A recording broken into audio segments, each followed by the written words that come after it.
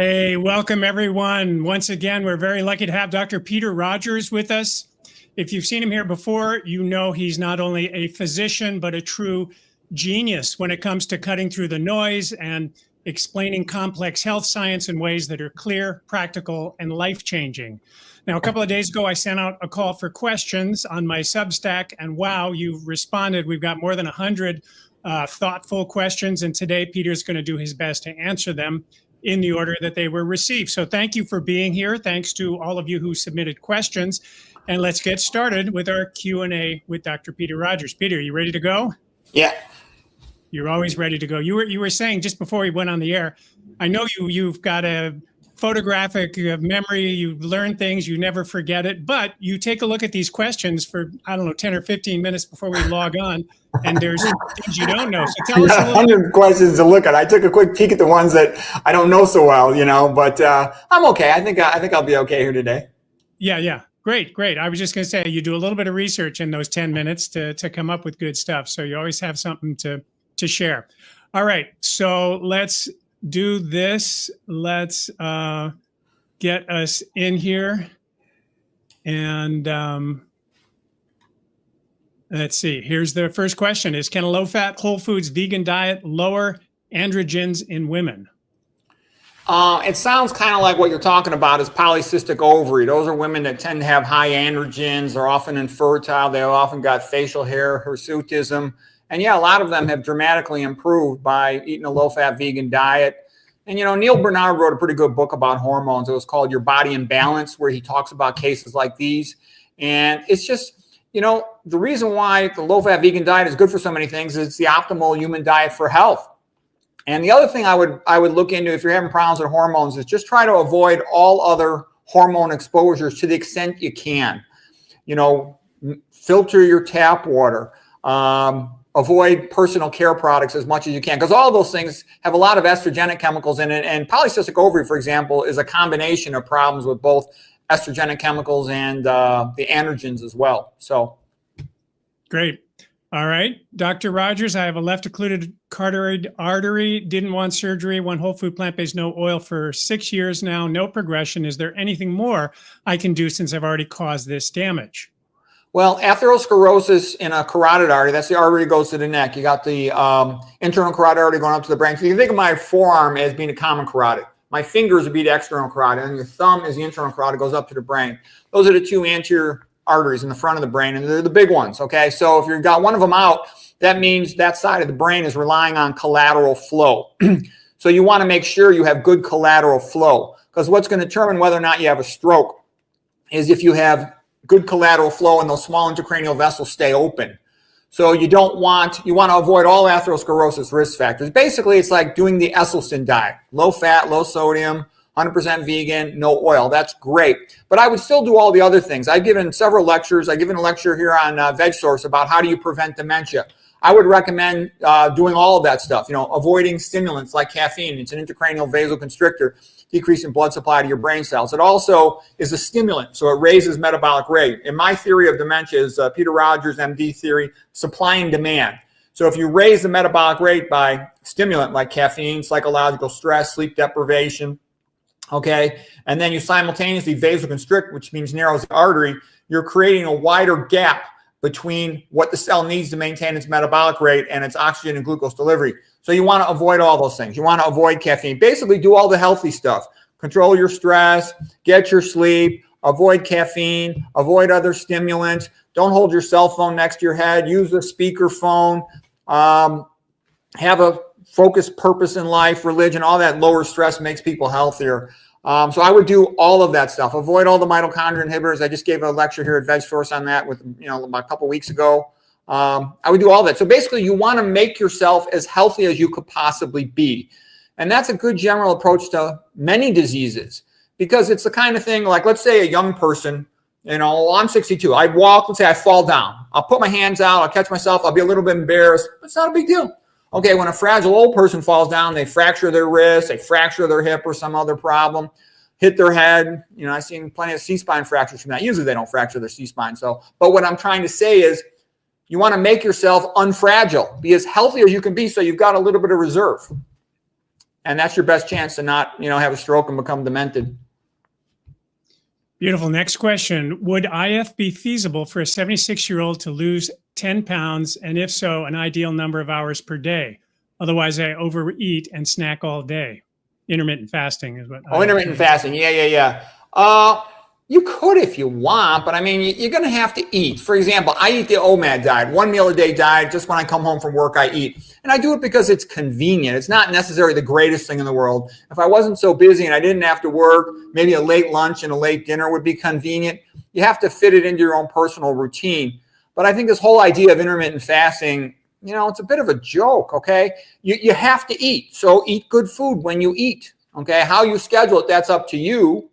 But that's what I think is going to come down more so. Sometimes, I think fasting is a good idea, like the whole True North business and, breaking the bad habits, the pleasure trap, fine. But every day you have to eat. So eat good food. I think that's the most important thing. And then work out your routine.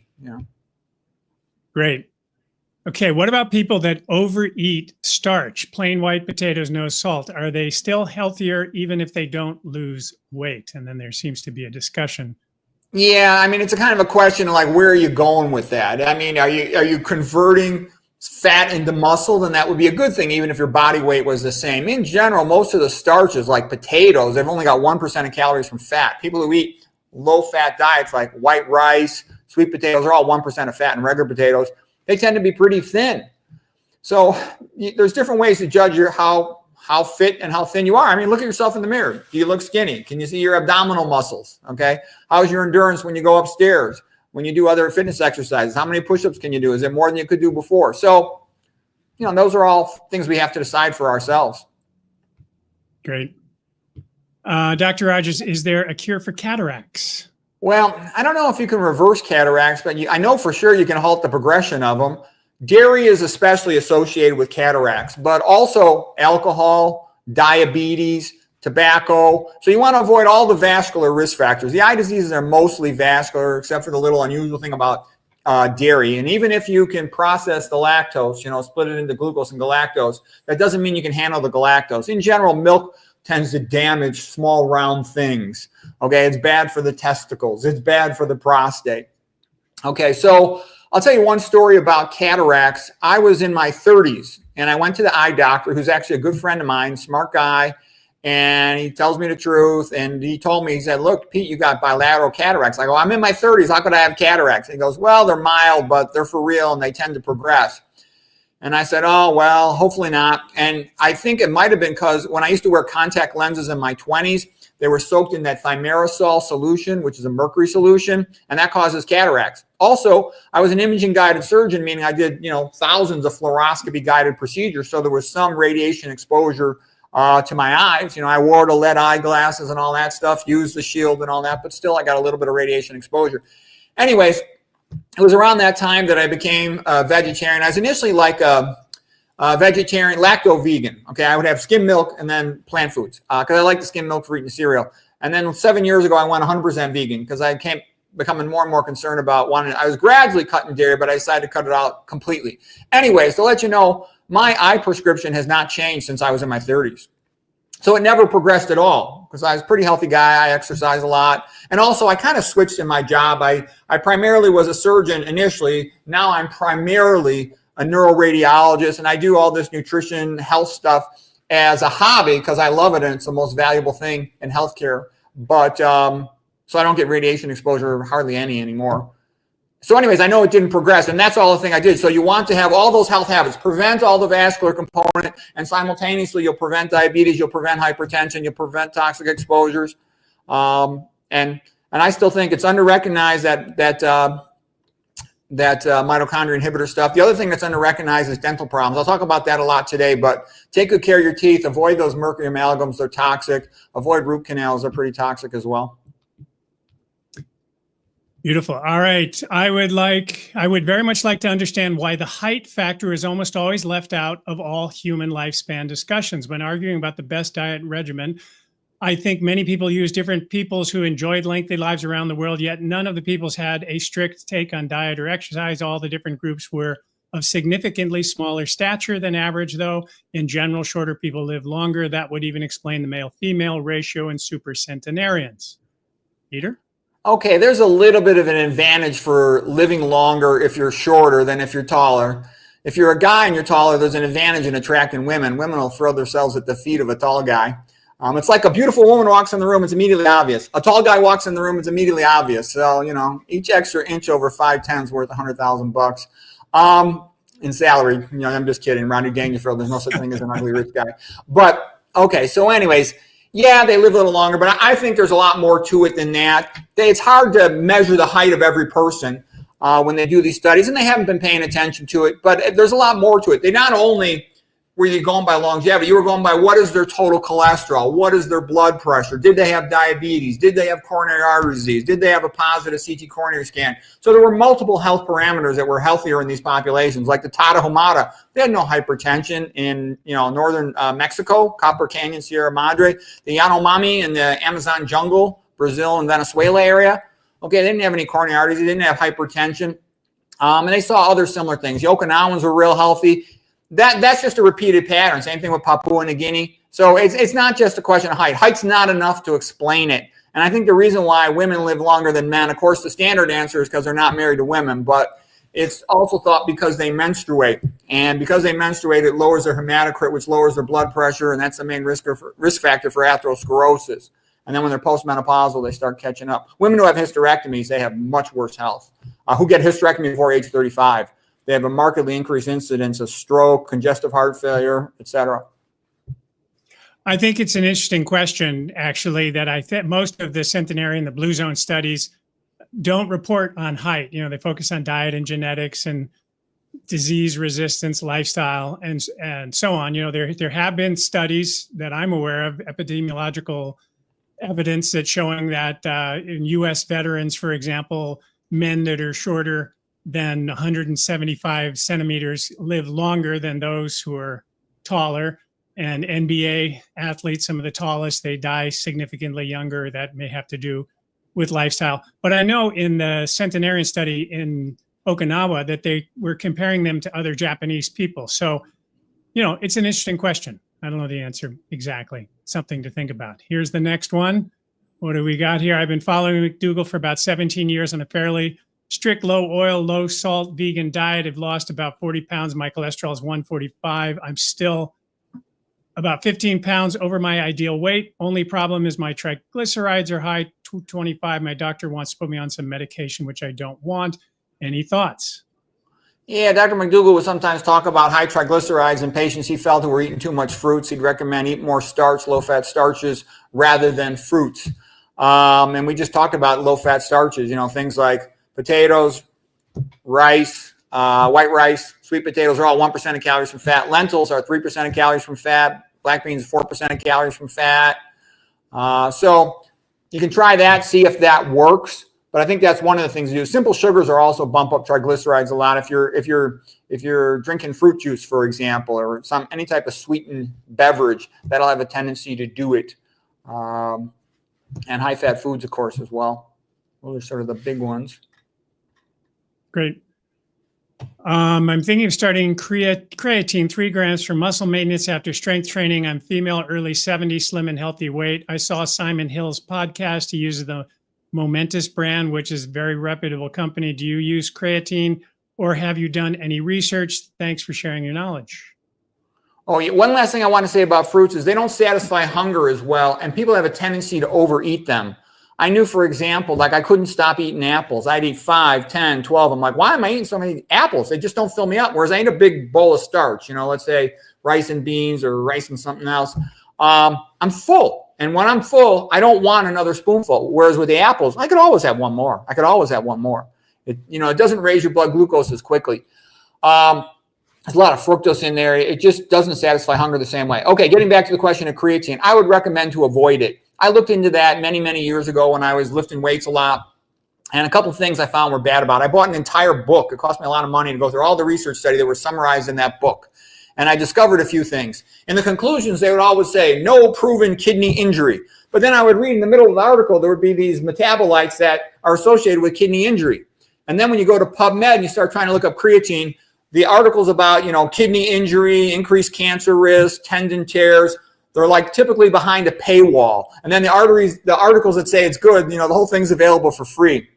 So I think like most supplements, they're worth millions or billions of dollars. So they get a lot of publicity and hype more than they deserve, and so I think it's bad. Because also if you start, a good place to look is go to the forums, on the bodybuilder forums, and like read what the individual guys say. And you'll be surprised how many guys are on kidney failure. I think that's more common from protein powders because they often have heavy metals in there. But creatine is also made in a powder form quite often. And any powder form too, I would not trust it because it's very common that they add heavy metals to them to make them weigh more. They can sell them for more money. A lot of times these are made in faraway places, faraway countries. You can't trust their quality control. I would avoid it. I would just get your exercise. I'm not a believer in creatine. I don't think it's a good idea. Great. There's an interesting video I just saw this past week. I'm trying to remember the guy. He's plant-based friendly. He's had Estin on his channel talking about creatine. And his kind of bottom line was that, well, it's probably, probably relatively safe for most people. He said, but I wouldn't take it. So he was sort of endorsing it, but at the same time saying, well, that he's had some kidney disease in his family. And so he would absolutely avoid it. Okie doke. So next question. How can a 40-year overweight man heal a fatty liver? Can you explain what it means to have a fatty liver? It's kind of like the same as how you heal anything. And let me explain that. There's a philosophic attitude about medicine. All right. In conventional medicine, the way they work is they try to divide everything as much as possible. There's splitters and there's groupers. Okay. And basically, conventional medicine is completely a splitter, because the more diseases it can describe and the more it can come up with saying that we don't know what causes it, take our medicine, they make a lot more money that way. Whereas what I'm trying to say is most diseases come out of a couple patterns. There's not that many patterns for the most common diseases. There's the high-fat diets causing diabetes and hypertension, leading to atherosclerosis, plugging up the arteries all over the body. Okay, and that causes fatty liver. There's abdominal pressure syndrome from a lack of dietary fiber. There's leaky gut-related diseases like autoimmune disease and making the blood hyperthrombotic with amyloid clotting. And then there's toxicities like amalgam mercury toxicity. Okay, things like that, and excitotoxins. So what I'm trying to say is the way you would avoid fatty liver is you would do the same thing you would do to avoid diabetes and to avoid hypertension. Eat a low-fat, low-sodium, 100% vegan diet with no oil. And I would also avoid caffeine. I would try to eat my calories rather than drink my calories. The things that help you to lose weight.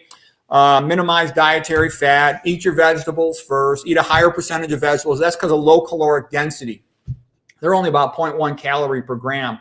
Okay, that's like 1/10 of the amount of calories, even in a starch. And then, anything with a lot of fat's the worst. Oil's the worst, 9 calories per gram. So the low caloric density, eat those first. That'll help you to lose weight. You're almost guaranteed if you stick with it. Great. Next question. In your last Q&A, you mentioned that statins inhibit mitochondria. Would you recommend statins in any situation for elevated cholesterol if everything else failed, i.e. strict McDougall Estin protocol, good exercise, regular sleep? Okay, again, it kind of comes down to philosophy. And a lot of things come down to philosophy. People think that's a joke. They want a 1 + 1 = 2. But what I'm trying to say is the smart thing is make yourself as healthy as possible. Try to do everything you can correctly as far as health and to dial it up and figure out how to optimize it. Because once you take a pill, you're making a lot of assumptions. You're assuming that the company and the factory that produced it didn't contaminate it, made it correctly, that it actually works, that the benefits outweigh the side effects, that it's correctly dosed, that you're unlikely to have a significant side effect. That's a chance you're taking. Maybe if you're between a rock and a hard place, you might have to do it, but I would get my dietary lipids down as low as possible. I would try to perfect all my habits and make sure my sleep was good, make sure my stress management was good. Your sense of purpose, religion, all those things drops your stress levels, then you drop your cortisol. Because stress, sleep deprivation, caffeine, they all do the same thing. They increase catecholamines, the adrenaline, noradrenaline, and they increase cortisol. Well, that drives up your blood lipids, okay? So you want to lower your blood lipids because statins, what they do is even though they do lower your cholesterol, they also increase your chance of diabetes. They're a mitochondria inhibitor. They can potentially decrease your energy, cause muscle pain, cause decreased cognitive function. I would be like, why risk that unless I had no other choice? I just simply wasn't able to. So what I'm saying is I would exhaust the possibilities of fixing the problem with diet and lifestyle first. And if I couldn't do that, then I would consider the drug. But it would only be as a last resort. Great.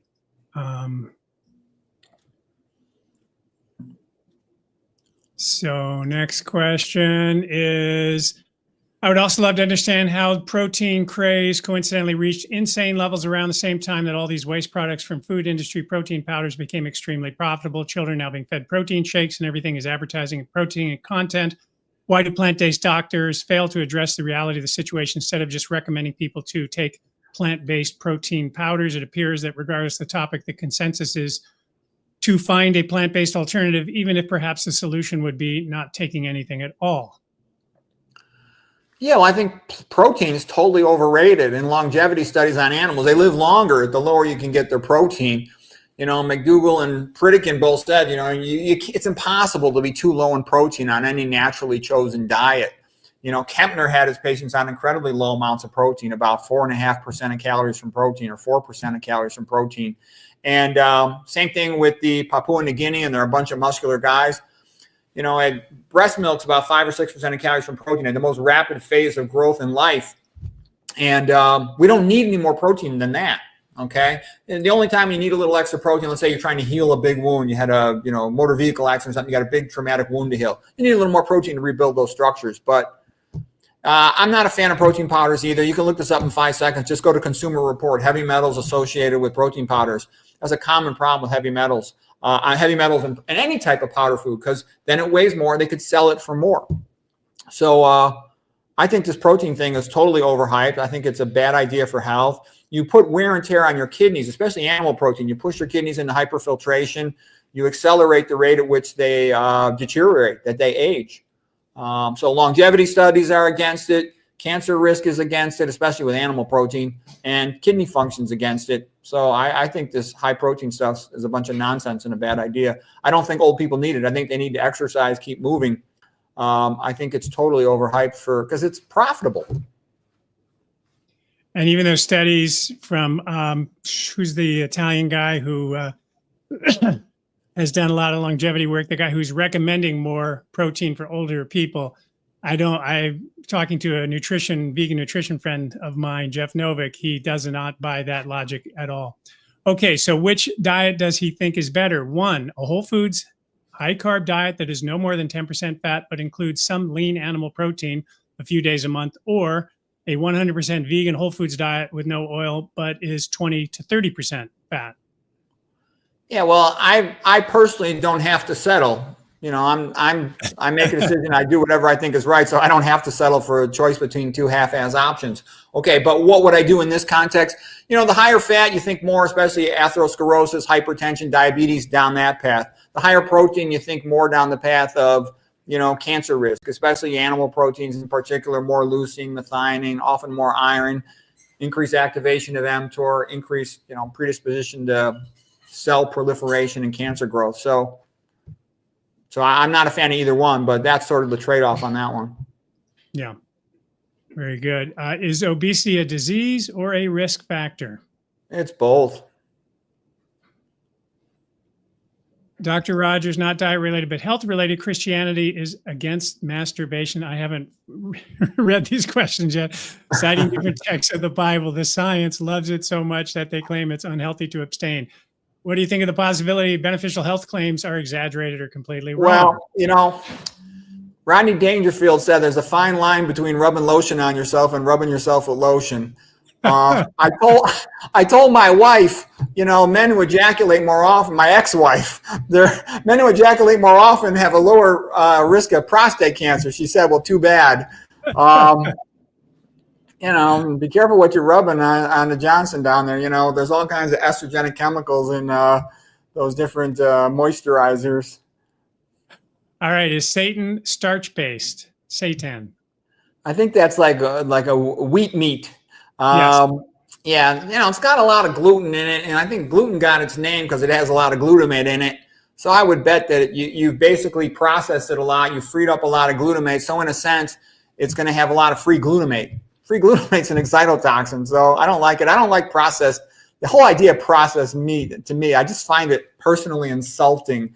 It kind of reminds me of all this, you will own nothing and be happy and live in a 15-minute city with a dog collar around your neck. It's like, so I don't see any need for it. So. Okay, there's an answer. What is the most optimal pulse pressure? What impact does dehydration have on pulse pressure?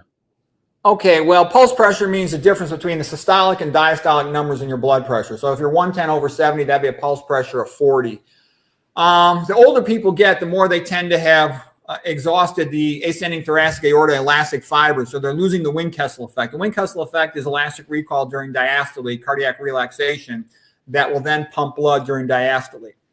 So as people get older, they tend to have a higher systolic number, and the diastolic number, the lower number, often goes down a bit. So the pulse pressure is going to widen because those two numbers are moving away from each other. So basically, the attitude about that is you just try to optimize your blood pressure, and you'll keep your pulse pressure better. So I wouldn't focus so much on the pulse pressure. I would just try to avoid hypertension. What's the main thing that causes hypertension? Number one is high-fat diets because they cause rouleau formation, blood sludge, sticking the red blood cells together. The chylomicrons, triglycerides, LDL cholesterol, they overcome the zeta potential, the negative charge on the outer surface of red blood cells. They stick them together, and then you're now pumping thick blood. The purpose of blood pressure is to pump blood to the top of your brain, your cerebral cortex, to pump that blood against gravity. Normal blood's like water. Thick blood with blood sludge, where the red cells are stuck together, that's like pumping a milkshake, so pressure has to go up. Dietary sodium constricts the arteries, so they narrow. So now you're pumping a milkshake through narrowed arteries, pressure has to go up some more. Those are the big things for causing hypertension. There's other causes of it too. If you have a lack of dietary fiber or toxins in your gut, including the fluoride, the aluminum in the water, non-steroidal anti-inflammatory drugs, etc., and oils, dietary oils, all of those things predispose to leaky gut. The bacterial endotoxins get into the blood, and that's like LPS from gram-negative bacteria, LTA, lipoteichoic acid from gram-positive bacteria. Those cause the fibrinogen to change its shape from being like a slinky, that secondary protein shape, alpha helix, to being beta-pleated sheet, flat. They stack up together, and then you get what is called amyloid clotting. You'll all see articles calling that fibrinolyl clotting. The two big pioneers in researching that are Douglas Kell, PhD from England, and Etheresia Pretorius, PhD from South Africa. Okay, so the relevance is you don't want leaky gut. Besides autoimmune disease, it's also predisposes, increases your risk of blood clotting. I actually think that's a secret contributor to a lot of atrial fibrillation and dementia, because they're about 2 to 200 microns. They float around plugging up little arterioles, and those clots have an irregular shape. They've been called dense matted deposits. A normal clot is like spaghetti, little pieces of spaghetti wrapped around red blood cells. Whereas those clots are more irregular, like wads of chewing gum, and they're refractory to lysis, meaning the blood can't dissolve them that fast. Because normally there's always a little bit of ongoing clotting and dissolving in the blood. But these amyloid clots are more difficult to dissolve. And there's different things that can predispose to them. Okay, viral proteins can predispose to them. Okay, high iron levels, high free iron. That's why you don't want to have a high serum ferritin, even though normal might be up to like 380 or something. I want to try to keep my ferritin in a perfect world between about 30 to 80. Mine, I'm working at getting mine down because I used to eat all that Raisin Bran cereal high in iron. Mine's now about 110. Whenever I go to take a blood test, I have them pull off a couple extra test tubes. Okay, so anyways, what I'm saying here is you want to avoid things that make your blood prothrombotic. Terrific. Okay. Next question. If you drink distilled water only, do you need to add minerals to your water or take any mineral supplements? I'd be a little worried about it because the way you measure water purity is total dissolved solids, TDS. It just looks like a pen. You could buy one off the internet for 20 bucks. You put it in the water and it measures number of particles per cubic centimeter. And the higher the number, the lower the number, the more pure it is. Well, distillation is the most you can purify water. It gets it down to about 0 to 2. And normal, our ancestors, they cupped their hands together and drank out of a stream, okay? So it's not normal to drink distilled water. Now, a lot of people don't have a problem with it, but I think some people might be more sensitive to hypoosmolarity, the lower number of particles. Your blood has about an osmolarity of what's called about 300, 285 to 300. So you've heard of water intoxication, marathon runners, somebody who drinks water every 500 yards. So what I'm saying is I would personally eat the food first and then drink the water. Maybe squeeze something into it, maybe a lemon or something else that you find palatable, whatever. But I would be careful about drinking a lot of distilled water without doing anything else. Now, I know some places recommend it. I've heard at True North they use distilled water. There was also a guy by the name of John Yeomamis. His name's hard to pronounce, but he wrote a really good book about fluoride, the biochemistry of fluoride. It was a pretty famous book too, and he did a lot of research showing fluoride increases the risk of cancer.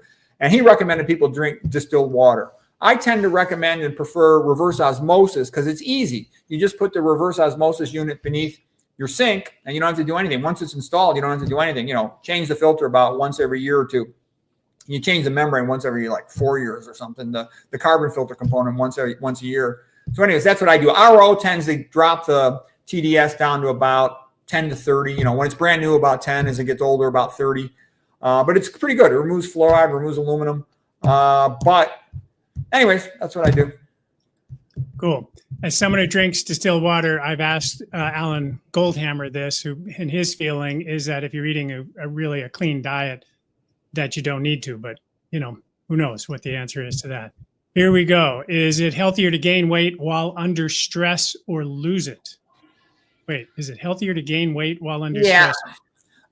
What I would basically say is when you're first stressed out and it's an intense experience at the moment, you're going to eat less because you're so distracted and your catecholamines and your cortisol are keeping up your blood lipids and blood glucose. But if it becomes chronic stress, you'll have a tendency to have the munchies and you'll overeat. And I know a lot of surgeons that were sleep-deprived workaholics, and they would have a tendency to get fat.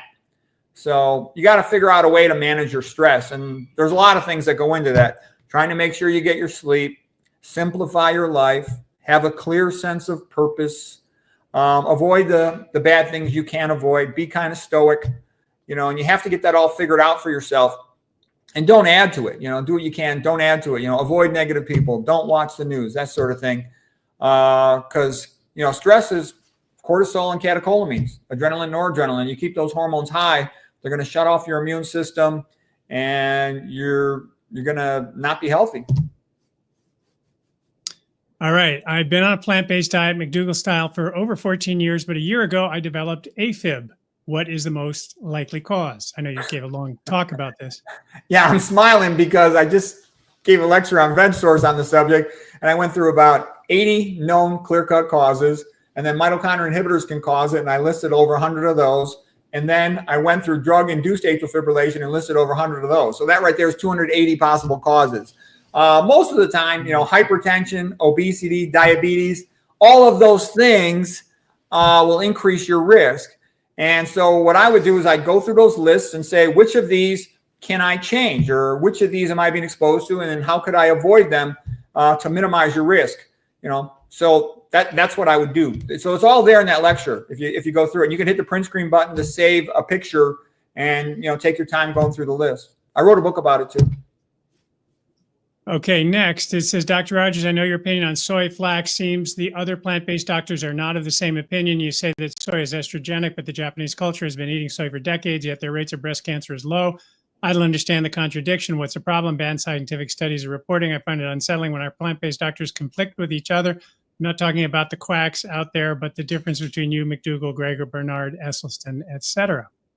Oh, well, McDougall pointed out that soy is potentially dangerous. It is not a simple food. Soy is one of the trickiest foods that there is. And, one thing you should watch out for is soy is kind of subsidized. Whenever you think of something subsidized, you should think about infertility, okay? Fluoride increases infertility. Aluminum in the tap water and the fluoride increase infertility, okay? The corn is sprayed with atrazine, major estrogenic chemical, turns the male frogs into the female frogs, okay? So what I'm saying is soy, go back and look at the old paper. Most people don't do that. I have done that. Go back and look at the old papers.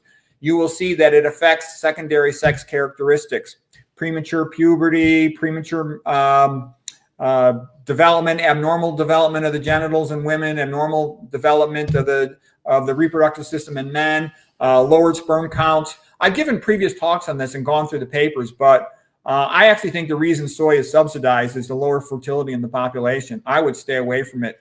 And not only that, they might eat a little bit of soy grown in their backyard in the old days, the ancestral Asian populations, but the stuff people are eating nowadays is typically GMO, which is not a very precise process.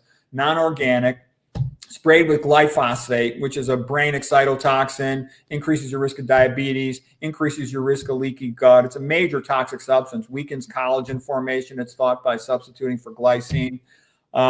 They very often process soy with hexane, which is a neurotoxin. And you're not just getting glyphosate. That's sort of the active ingredient in Roundup. There's all kinds of other additives to it that make it much more toxic. Gil Seralini, did research on that. The other guy, Tyrone Hayes, did the research on the atrazine. And as soon as these scientists publish these findings, they get attacked by industry. They try to get their funding removed, get them fired from their jobs, discredit them. So what I'm trying to say is, nobody argues about 2 + 2 = 4. When you see an industry doing that to people who tell the truth, it's usually because they're telling the truth. If it was BS, they would just say this is not true. And they would do a study and prove it's not true. But they can't. So they have to go after the scientists and basically frighten away everybody else through intimidation. So I think soy is a bad idea. And then some people say, well, it only activates the good estrogen receptor, not the bad estrogen receptor. That's not correct. If you look at the Mueller paper, it activates both to a similar degree. And there's a guy who's a pretty smart guy. You can look him up for yourself. He has a YouTube channel. It's called Dr. Anthony J. He's a lipid biochemist. Now, don't get me wrong. He doesn't know nutrition very well. He still sort of hangs around the paleo, keto, carnivore thing. And I think he does it for a living. So what I'm trying to say is when you do something for a living, you kind of have to kiss butt a little bit, if you will, to get on the popular interview channels. Like nobody would interview a low-fat vegan. I'll never be asked who says caffeine and coffee is bad, okay? But the reason I mentioned Anthony J. is a lipid biochemist. He wrote a great book called Estrogen Generation, where he goes through a lot of these problems with soy, and he makes videos about it as well. When you go back on those old papers, once you've seen those old papers, you won't want anything to do with soy. Great. Okay. So this comes from the Carnivore Clown. He asked, Dr. Rogers, if you had the opportunity, cost not being an issue, to create a scientific experimental model using scientific method, what would you like to test? How would you set it up, and with what controls? Well, it's a sad fact of life. I wish I could be like Benjamin Franklin. He figured out how to get rich by the time he's 38, and the rest of his life he just did whatever he wanted. I'm a wage slave. Okay, I got a kid in college. I got a kid in grad school. I'm just got divorced. Okay, I have to go work and make money. So I work in conventional medicine, and I'm grateful it pays the bills. And I do see some interesting cases, but I would much rather be in a research institution, studying all this stuff and figuring it all out. But the reality is, I don't think there's any real research institutions, because I wrote letters to a whole bunch of them. Everybody just wants to win the lottery by coming up with a new drug. And if you read the journals, most of them are owned by corporations. They just chase all these micro questions that really don't matter too much. It's rare to see a good paper in the journals. So I couldn't find a research institute that was real. They were all fake as far as I could tell. And I searched a bunch of them. So I would love to study how do you improve athletic performance, for speed, for physical strength. How do you improve longevity? How do you reverse atherosclerotic plaque? I'd love to study all these things. But, it's really not an option. Doctors are kept in place by threats. We'll get you in trouble if you badmouth our drug or our service, whatever it is, and by the fact that you don't get any money for it. If I cure you with a low-fat vegan diet, I don't get $5, okay? If I stent you, $30,000, $60,000, do an open heart surgery on you, cabbage, coronary bypass graft, $200,000. So there's pretty good incentive to go for the money. And that's also why I've said it before too. I believe you need to have Christian ethics. Without Christian ethics, I think it's impossible to reform anything, because you need something that says, I value this person, created an image of God, therefore of intrinsic value, more than the money. You have to have something that will make you stand up against money, because otherwise money can corrupt everything. And, atheistic Darwinism is the current national accepted religion, if you will. It shouldn't be, but it is. And in that thing, money goes, survival of the fittest, might is right. So money pretty much can buy off almost anything. And it does. People give poisonous medicines to children. Okay. Who would give a poisonous medicine to a child? If you ask a person individually, they say, I wouldn't do it. But what they do in medicine, they go, it's the protocol. It's the standard of care. Nobody tells you, though, standard of care does not mean optimal care. It just means what the guidelines say. And doctors like to go by the guidelines because you can't get in trouble. If you did a treatment that, the patient dies, you go, hey, I follow the standard of cares. What are you going to do? Okay, next question. What are your thoughts re collagen peptides? I've been whole food plant-based since 2011, work at no salt, sugar, oil. I'm not perfect, but I try. Collagen relieves the joint pain at the base of my thumb. Otherwise, I can hardly open a jar. I have tried the vegetable-based, but it did not work as well, so I went back to animal-based collagen. Okay, again, I'm going to talk about a little bit of philosophy of health. What I'm going to say here is, when I have a problem, the first question I ask myself is, how could I solve this problem? What could I do to get better, to make things better? I want to cure myself. I want to fix the problem myself. Whereas in my experience, patients are the opposite. Who can save me? Jade, you got a supplement for me? Can you do a surgery on me? Can you inject me with steroids? And so what I'm saying is, if you think collagen's not working well, I would ask myself the question, well, what damages collagen? Cigarette smoking, so don't smoke. Drinking alcohol, so don't drink alcohol. Atherosclerosis causing a lack of oxygen and glucose delivery to it, ischemia, so I would avoid everything that causes atherosclerosis. Caffeine worsens collagen synthesis. I would avoid that. Glyphosate, which is glycine phosphate, the stuff we were just talking about, sprayed on soy, sprayed on 70 other non-organic foods. I would avoid that because it's thought from the research of Seneff and others to substitute for glycine. Collagen is a triple helix protein, and it's wrapped real tight. So when you want to wrap a triple helix real tight, you need small amino acids.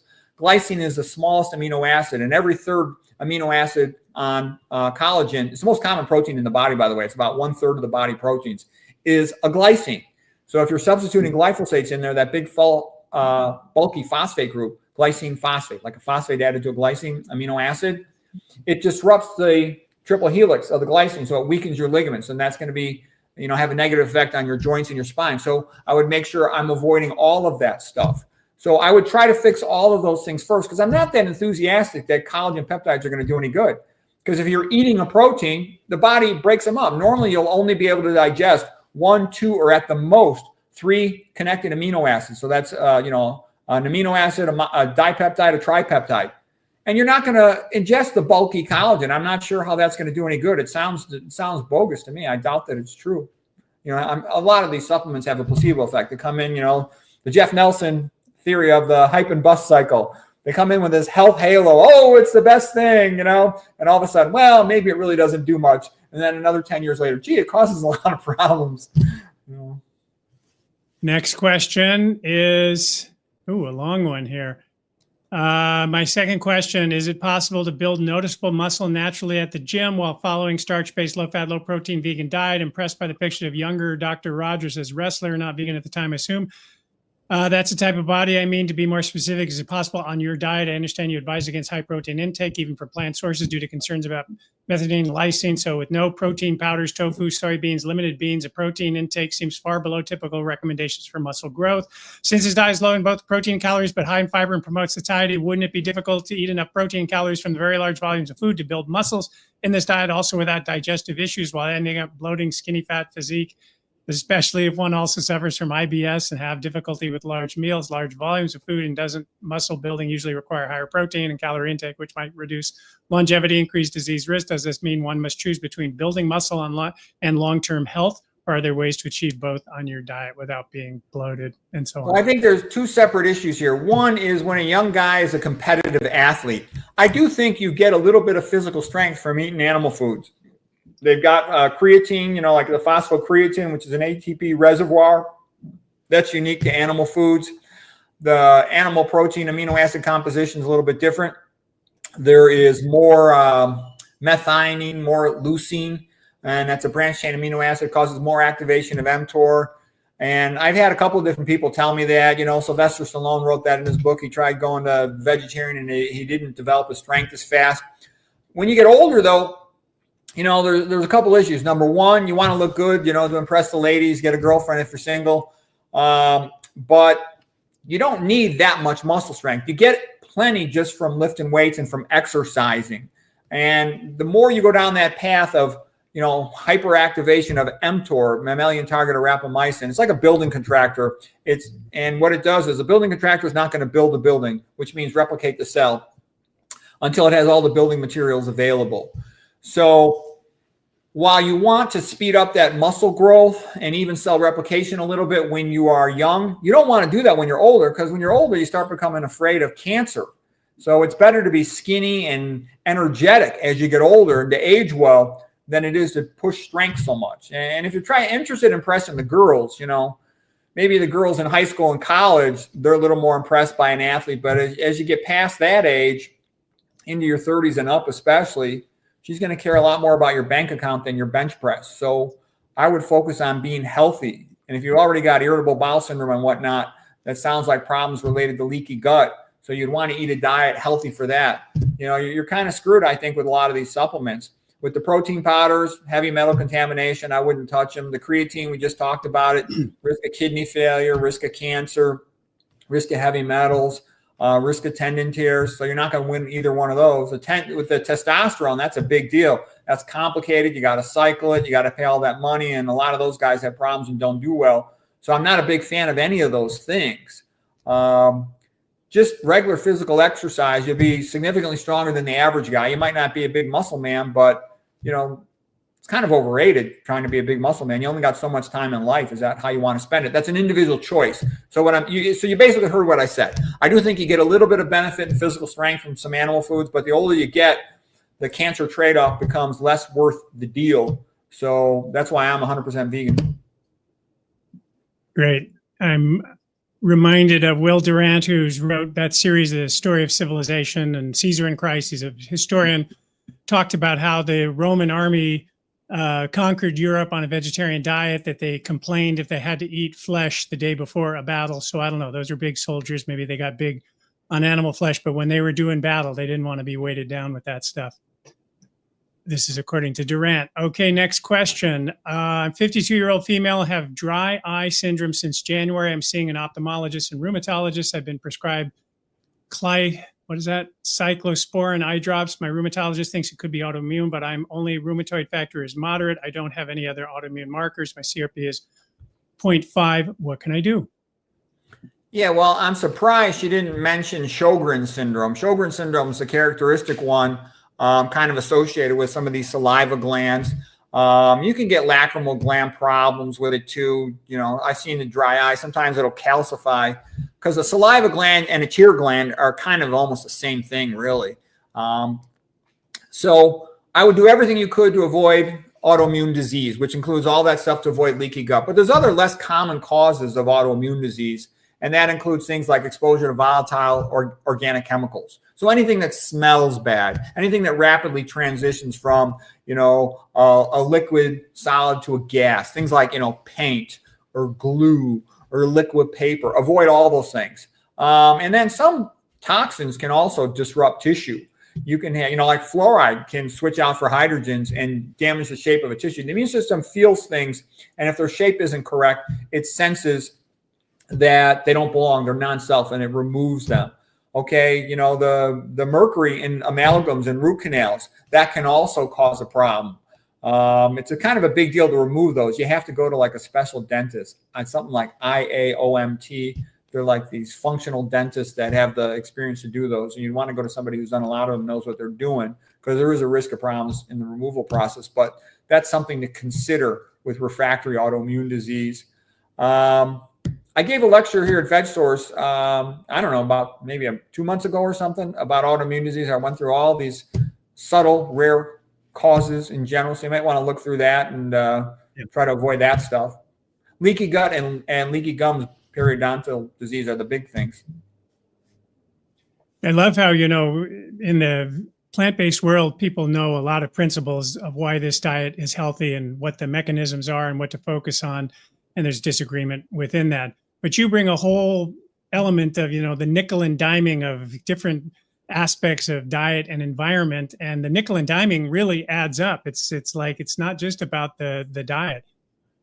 Okay, next we have the normal range of sodium in the blood is 135 to 145. Do you think this level is okay, or should it be lowered? I've been on a low fat, no oil vegan for years and was working on lowering my salt intake. I know you can't comment on any specific case and be a doctor online to people, but let's say a person got down to 121 in the blood and then fainted and was diagnosed with hyponatremia. The hospital pumped 2 liters saline solution into them, and then they felt fine with sodium level of 127. Now it's currently 132, but still considered a bit low for the normal range. 132-ish, still considered low sodium for a low sodium, low fat vegan diet. 135 to 145, low enough to be considered low sodium. Do some people have to take some salt? Love your videos. Okay, well, I would look at a couple things. How do you feel? If you feel good, that's encouraging. Is your blood pressure reasonable? Is it similar to what it used to be? That's encouraging. Do you have decent exercise tolerance? They can check you for orthostatic hypotension. What's your blood pressure laying down versus what is it when you sit up? What is it when you stand up? If it drops suddenly, that would be a sign that you're not maintaining your intravascular volume well. Okay, so in that case, maybe there is a problem. Okay, maybe you should eat a little more salt. But if you just run a little bit on the low side, but you feel great and your activity level, your cognitive function, your strength, all that is good, then it's probably okay for you. So I would make sure you get that checked out, though.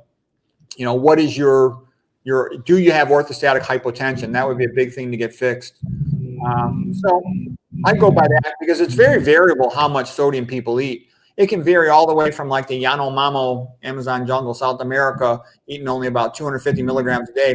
Kempner had some patients in his study, he was feeding them 150 milligrams a day, incredibly low, versus a lot of these Asian populations in 1960s and 70s, for example, in Korea, in Japan, they were eating 12, 14 grams a day of sodium. So we can handle a wide range of sodium. The other thing too that affects blood pressure, well, you're at risk for having a little bit of a low blood pressure, but then there's something else called K factor with regard to the ratios of sodium to potassium. So anyways, I would get it checked out to make sure that you're not symptomatic. You don't have something like postural hypotension or one of those things. Okay, Jeff, I remain impressed, amazed that your LP(a) level drop stayed low after your fast to true north. We're told that LPA levels typically stay consistent, so LPA need only be measured once, but your experience shows us what's possible. Did you alter any lifestyle factors, exercise, stress level, supplements after you returned from true north that might account for the shift? Not really. It was just I did a fast and then I tightened my diet, and 6 months later I tested again. It was still low at the same number. Dr. Rogers has any insights as to what might have lowered your LPA? I'm all ears. Oh, the only thing I think is funny is conventional medicine says something can't be changed if they can't change it. They don't study the effect of, low-fat vegan, The kind of the attitude of conventional medicine is that, it's completely reasonable to give somebody chemotherapy that has zero proven benefit, but to eat a low-fat vegan diet, that's insane. Okay, very low-fat Spartan vegan diet, but my triglycerides been elevated to 230. Not insulin resistant since A1C at 4.8. So what could be driving up my triglycerides? Yeah, we kind of did that one already, Here we go. 100% good vegan since 2013. I exercise. LDL is still 90. How can I get it down, Dr. Rogers? No oils. Yeah, well, I would still check what percent of calories are you eating from fat. There's a lot of fat in nuts and seeds and avocados, all that kind of stuff.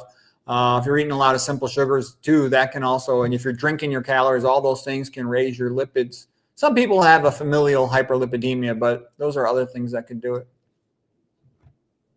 If you order a veggie burger at a restaurant, they cook it in the same grill as hamburgers. Are you getting the HCAs and the PAH?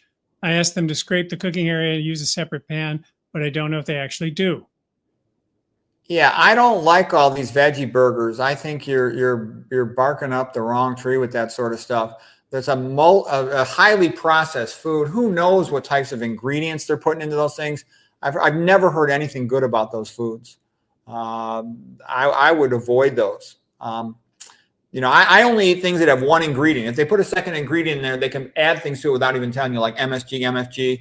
It's probably fried in grease. So now you're going to have all those omega-6 cooking oils. You're going to have all the lipid peroxidation products of it. You mentioned the stuff from the meat cooked on the same grill probably, but I don't think you're gaining anything there. I would stay away from that stuff. Okie doke. Quick question. There's a relatively new AI-based test by Cleary, which tests for soft plaque for a patient who already has a stent. What do you recommend for a test to determine the health of the arteries, not just calcified plaque? Right now, it's only surrogate markers for arterial health, which are generally accepted measures. Yeah, I'm not that impressed by excessive medical testing. Again, I have to get into philosophical things. It's been my experience that patients, it reminded me of, these paintings of Canterbury Tales going on a pilgrimage. All these patients, they line up in front of all the hospitals in the Western world, every morning to get all their tests. Oh, I'm going for a colonoscopy. Oh, I'm going for a CAT scan, an MRI, an ultrasound, a plain film. a blood test, etc. And what I'm trying to say is, if you ate the SAD diet, you know you got coronary artery disease. You already had a stent. You know you have coronary artery disease. The William Roberts coronary artery atherosclerosis papers, he's the greatest cardiac pathologist who ever lived. You can go to his YouTube channel, William C. Roberts, okay? And you see lecture after lecture. And what's he going to say? There's no such thing as single vessel disease. Coronary artery disease is always diffuse. It's always diffuse of similar severity, meaning that whatever you had that was bad enough to stent, you've got it all throughout your coronaries. So the smart move is stick with the Esselstyn diet and minimize your cardiac risk factors the rest of your life. Because before you do a test, the question you should ask yourself is, how will the result of this test change what I do? If the test is positive, saying you have a lot of atherosclerotic plaque, eat the low-fat vegan diet. If the test is negative, I would not believe it. You've got a lot of atherosclerotic plaque, given the fact you had to be stented before. I would still continue with the Esselstyn-like diet program. So I don't see any reason why it should change your management. So why go for the test? Why waste the money? Why expose yourself to any potential side effects from the test? I would just keep on trying to optimize the diet and lifestyle. You know, get your fat low, make sure you've got a routine you're happy with. And I would start looking into the other things like we talked about, you know, avoiding mitochondrial inhibitors, making sure all your other stuff is good, your stress management, your sleep, your exposure to sunshine, your sense of purpose, all that kind of stuff. So I totally agree. Skip the test, assume you did very poorly on the test, and then live like you did very poorly, and you'll be protected. I mean, if the test says you're doing well, are you going to change something and lighten up? No, don't change. What about baking soda instead of toothpaste? If not, then what? Okay. Well, the issue with toothpaste, of course, is fluoride. All right. About 95% of toothpaste have fluoride in there, and it's a major toxin. And not only does it lower IQ, it damages collagen, it increases leaky gut, it lowers sperm production, lowers fertility. It's a major toxin. Okay. But besides that, and it kills the bacteria on the back of your tongue, so you lose that nitrate NO3 to nitrite conversion of the exogenous dietary nitrates, like on leafy greens, like that Esselstyn talks about and Nathan Bryan talks about. So then you can't make the next step. It's not going to become a nitrite on your tongue, so you're not going to get that systemic nitric oxide boost that you get from eating leafy greens. So fluoride's bad for all those reasons. Stay away from fluoride. Okay, so the next question is, well, what other toothpaste could you use? They all tend to have some harsh chemicals in them, like sodium lauryl sulfate. They used to have triclosan, and they got other things in them that aren't that pleasant, artificial sweeteners, which I don't like. And I was reading some guy who was saying that basically there's some pathways through the tooth that some of the stuff gets into the center of the tooth anyways. So there's not a great thing. Ruth Hydrich said a lot of times she would brush her teeth just with a toothbrush, but with no toothpaste. I did look up baking soda. I haven't personally used it. Baking soda is not the same thing as baking powder. Baking powder I think is bad because it's got aluminum in it. Baking soda, it's basic. It's sodium bicarbonate. Bicarbonate is a basic pH buffer. So you got to be careful you don't overdo it, but you probably could use that in small amounts if you want. I think it's more important to avoid the sweets and the floss at night because your saliva production goes down at night. So you're more prone to get cavities. You don't want to leave anything sticking between your teeth. And I also remember there was a guy by the name of Weston Price. He traveled around the world in the late 1920s. And these populations where they ate traditional diets, they had almost zero tooth decay. They didn't even brush their teeth. The people who had tooth problems were the people eating the modern foods, the sweets, the white bread with the flours, all the fibers taken out of it. So you want to avoid those foods. I would also avoid orange juice. Orange juice is super acidic, and it burns holes in your teeth. Soda pop is also quite bad for your teeth. It's acidic, the carbonic acid, phosphoric acid, but it's also got the fluid. The sugars are sticky. You spill soda pop, the way it sticks to things, it'll stick to your teeth if you don't clean your teeth. After every meal, I rinse my teeth with water, and I floss at night before going to bed. And I don't eat any sweets.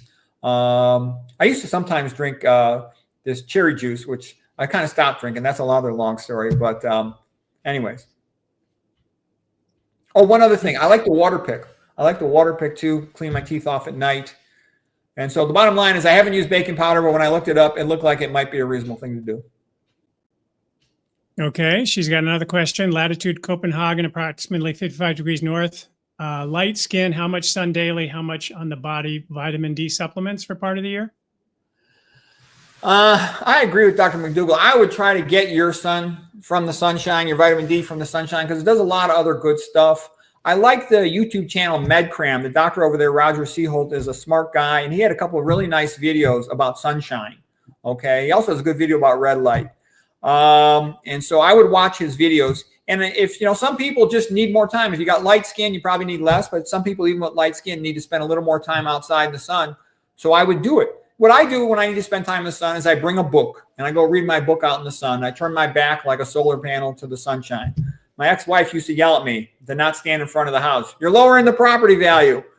And I'm like, well, I can't go in the backyard because she's got all her gardening stuff back there and there's all these bees and they would swarm around me. So anyways, that's how I would get my sunshine. I never had a problem with that.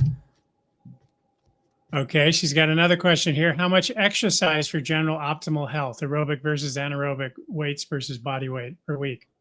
I think the most important thing is that you have something that you like doing so that you're going to continue doing it every day or every other day, year after year for decades. And a lot of times everybody always says they're too busy. So you then should analyze your daily routine and say, how can I work this in? For example, I work on the 10th floor office at the building where I work. So 99% of employees in any hospital I've ever worked in, they all take the elevators. And if you walk into any hospital, you'll see a whole bunch of fat secretaries, a whole bunch of fat nurses, and a lot of fat doctors, okay? And what I'm trying to say is, in my opinion, anybody who takes the elevator instead of the stairs is a wimp. I always take the stairs. And then to walk while you're carrying a weight, that's called a bear walk. So I took 25 pounds of books. I put 25 pounds of books into my bag, and I always carry them when I go up those stairs, okay? And then I'll do other little tricks. Like when I have to go to the bathroom, if I'm covering the emergency room and I'm covering the ICU, something where I got to be, Johnny on the spot for any emergency, then I can't do this. But if I got a little bit of time, I will always go to the bathroom like 10 floors away, and I'll always take the stairs up, take the stairs down. So on any given day, I usually do a minimum of 40 flights of stairs. And I only do the one where I first come in the morning with the backpack, 25 pounds, the bear walk. But what I'm saying is that, and I lift weights once a week. I do a treadmill once or twice a week. In addition to that, it's kept me, I'm 62 years old. I'm pretty fit and pretty strong, okay? So it doesn't take much. It's just part of my daily routine. I got to get up the stairs. I got to get to the 10th floor. So I'll just take the stairs and I'll carry 25 pounds of weight. Gives me physical strength, gives me good endurance. Whenever I walk with people, I always exhaust them. Like if anybody tries to walk the stairs with me or goes for a walk with me several miles, I always have more energy than them. So for what it's worth, that's all it takes. Now you just have to look at your own personal routine and figure out how can you accomplish that. As far as lifting weights, I don't do too much. I do some, pull downs. I like doing pull downs. I do some curls for the girls. I do push-ups, stuff like that.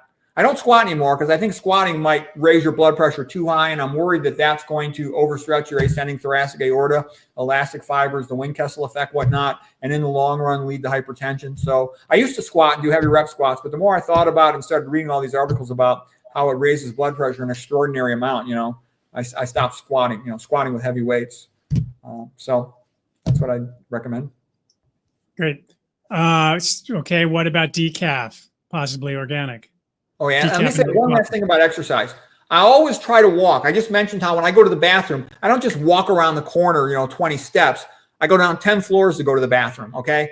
I try to make myself exercise, and I try to keep moving. Whenever let's say I'm studying or I'm working, if I find myself sitting a prolonged amount of time, I just create an excuse to start walking and keep moving. And one of the reasons I do that is, number one, I want to be healthy. I want to be fit. And I want to keep my blood moving, because I think what happens, how you go on a long car ride, like 2 hours, and then when you first get out, you're all kind of stiff. Your blood is not a Newtonian fluid like water, meaning that it's the same when it's flowing or it's stationary. It's what's called a thixotropic fluid. So when it flows at a less rapid speed, it starts to clot. It starts to aggregate. Yeah, it's reversible, but it's beginning to aggregate, and you have to kind of open up those capillaries, loosen up all those stuck together red blood cells. So when you walk, you avoid that. That's number one. Number two, you get your lymphatics to flow, because your lymphatics are a parallel vascular system. They run adjacent to your arteries and veins, but they're not connected to the heart. What pumps them is muscular movement. So to get your immune system working well, to remove cancer cells, to remove infected cells, to remove injured cells from toxins, your immune system has to work, and it gets 10 to 30 times more mobility when you are exercising. So you want to do that for the sake of your health.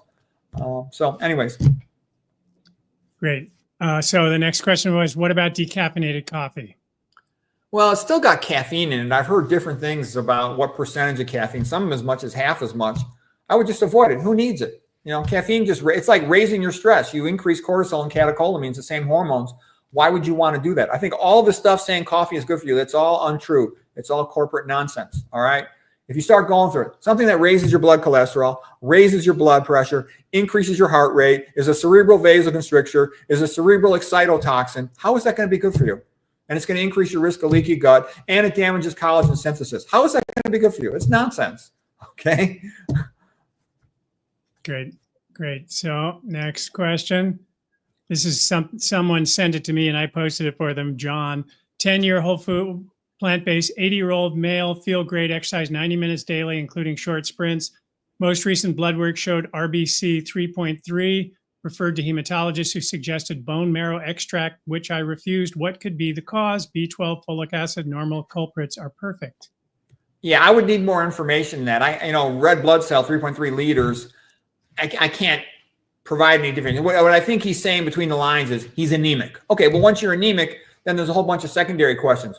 What type of anemia? Is it a microcytic anemia, like an iron deficiency anemia? Is it a macrocytic anemia, like a vitamin B12 deficiency? Is it some other type of anemia? You got to sort all that stuff out because that's going to be the guide to the treatment. And the big question is going to be, why are you anemic?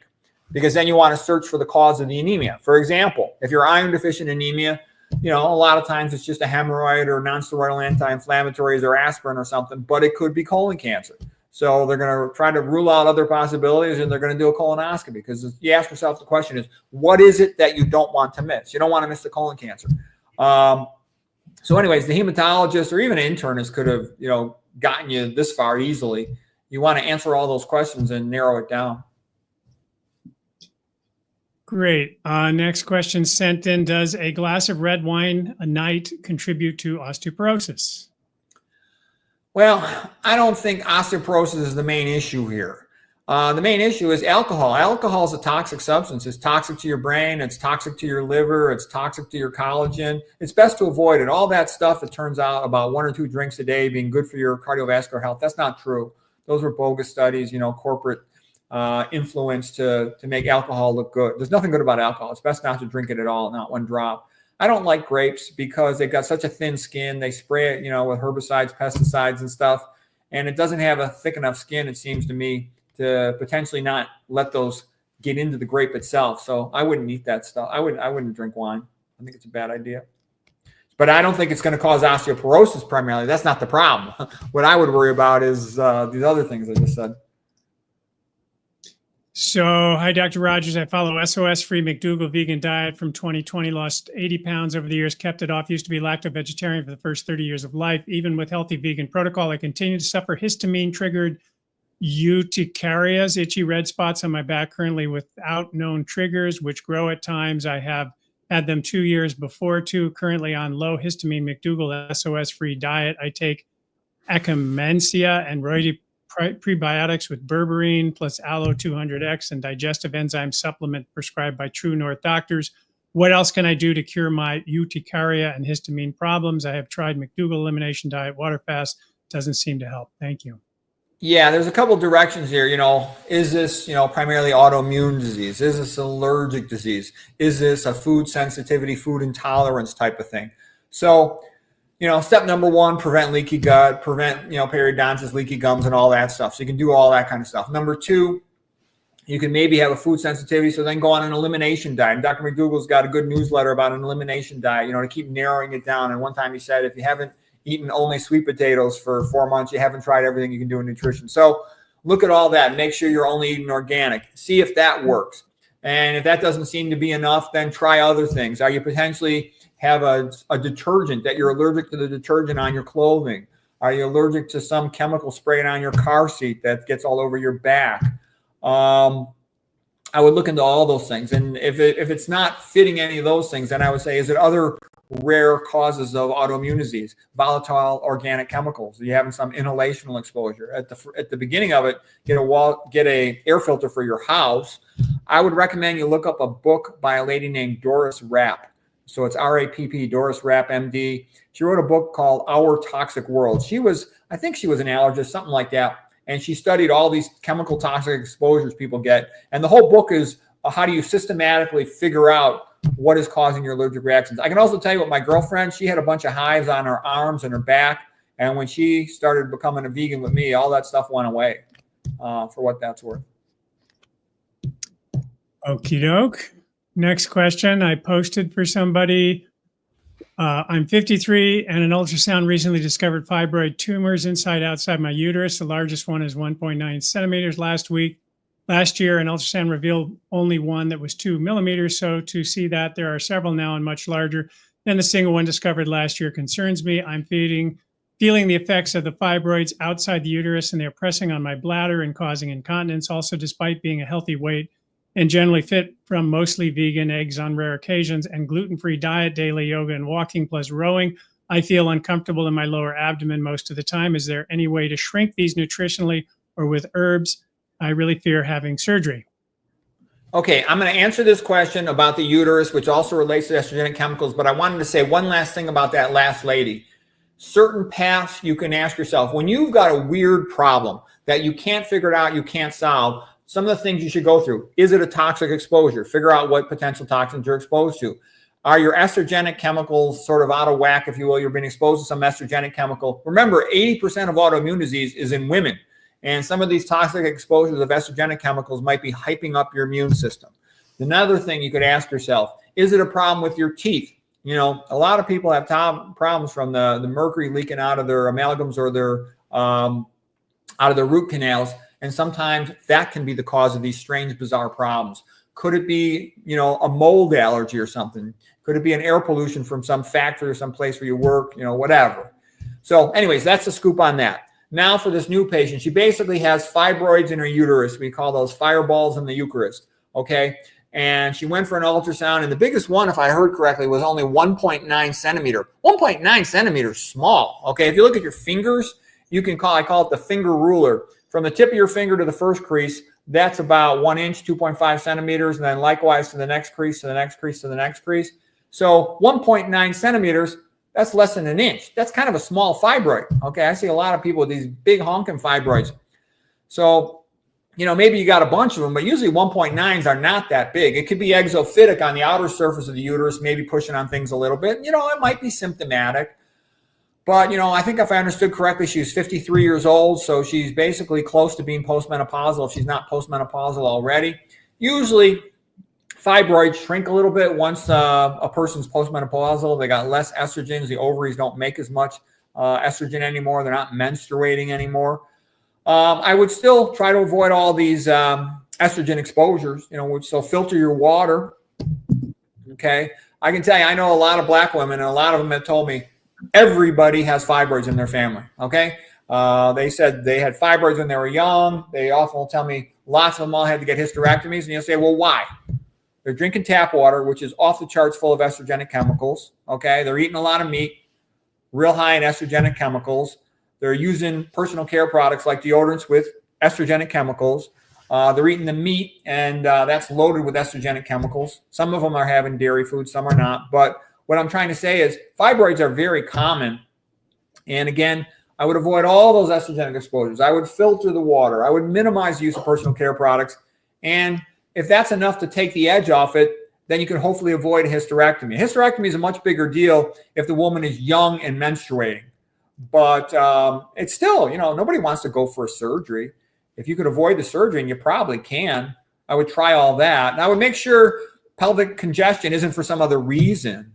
You know, you probably had an ultrasound. You know, there's transabdominal ultrasound, transvaginal, female pelvis ultrasound. You can also do a CT scan with IV contrast.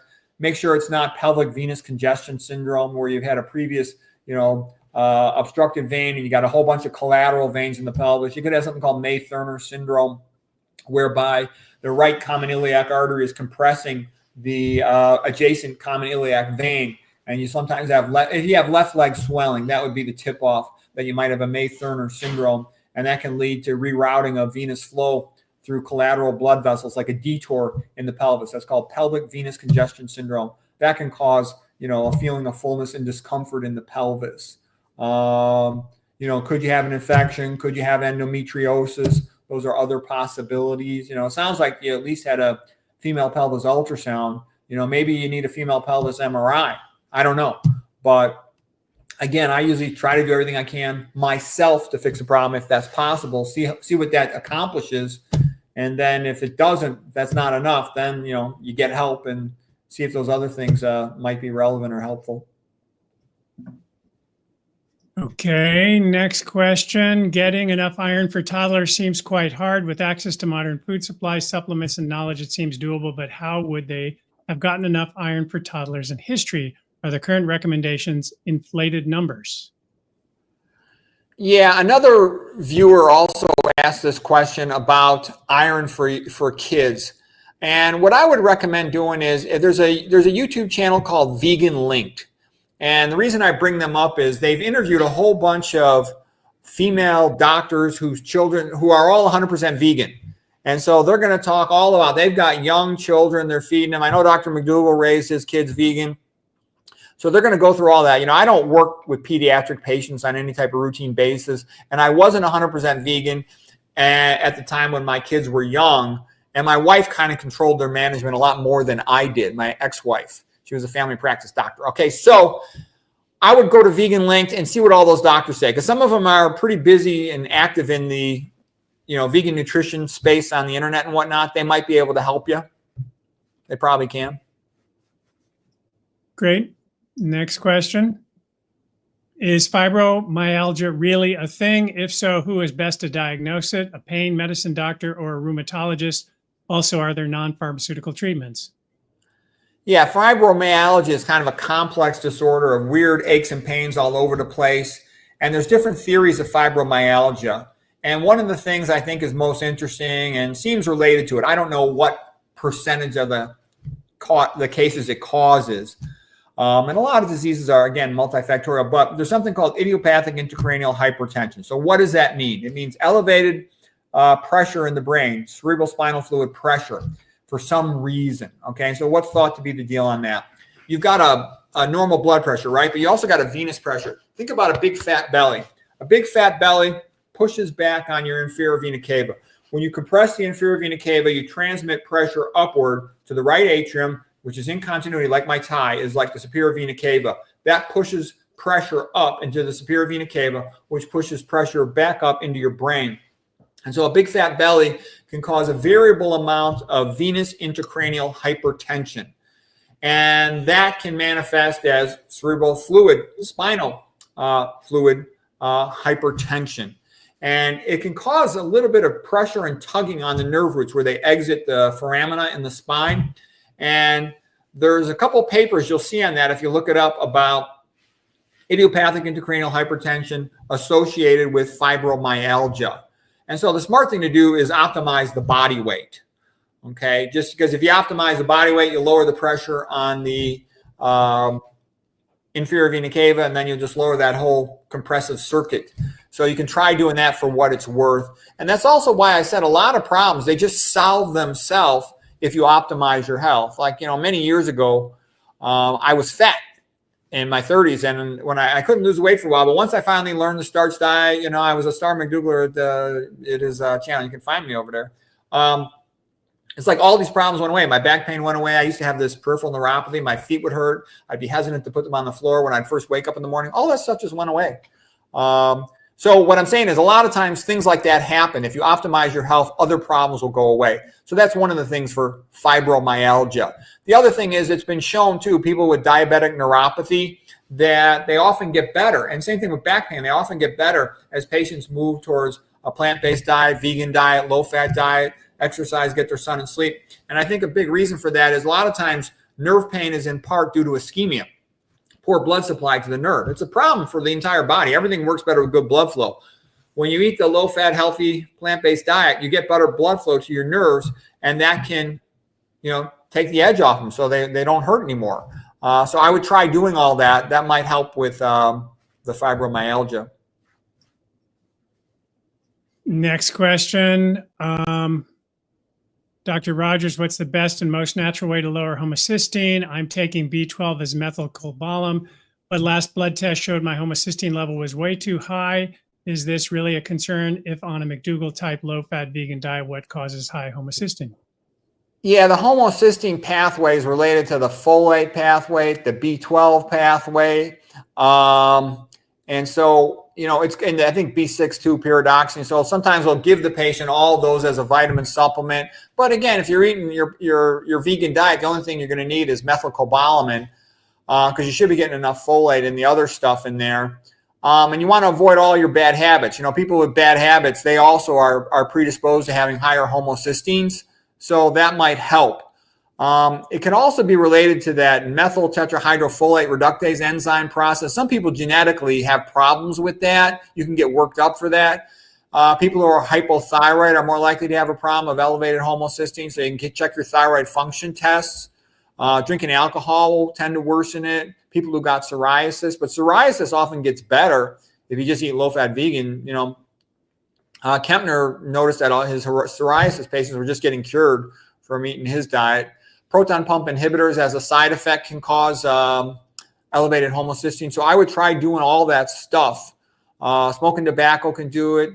Exercise tends to prevent that. Low-salt diets tend to help lower homocysteine. So I would try all those things. Very good. Is red light therapy helpful for anything or just a fad?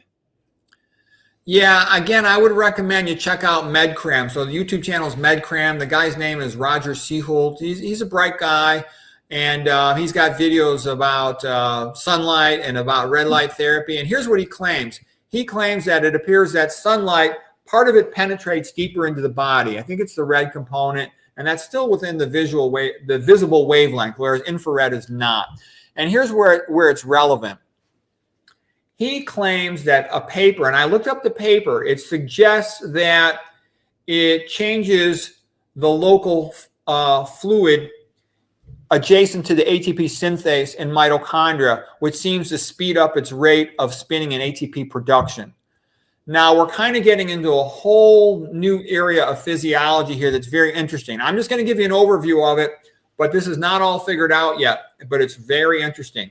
There's a guy by the name of Gerald Pollack, Pollack. He's a PhD scientist, and he claims to have essentially discovered, he didn't really completely discover it, but he popularized it, and he figured it out in much more detail. He advanced the science on the subject. You can see his videos on YouTube. Just type in Gerald Pollack. Okay, so what is this about? This is about what is called the fourth phase of water. Everybody was taught when they were growing up, there are three phases of water. There's liquid water, there's liquid vapor, the gas, and then there's solid water, ice. And he says it's not that simple. There's a fourth phase. And the fourth phase is a gel. And you would say to yourself, a gel? And he says, yes, a gel, like Jell-O, which is sort of a crystalline phase. And you say, well, how do you know that's true? That sounds like BS. Well, hold on a sec. When somebody has an injury, let's say a car accident, a penetrating injury, what comes out of their body? Blood. They bleed. That's it.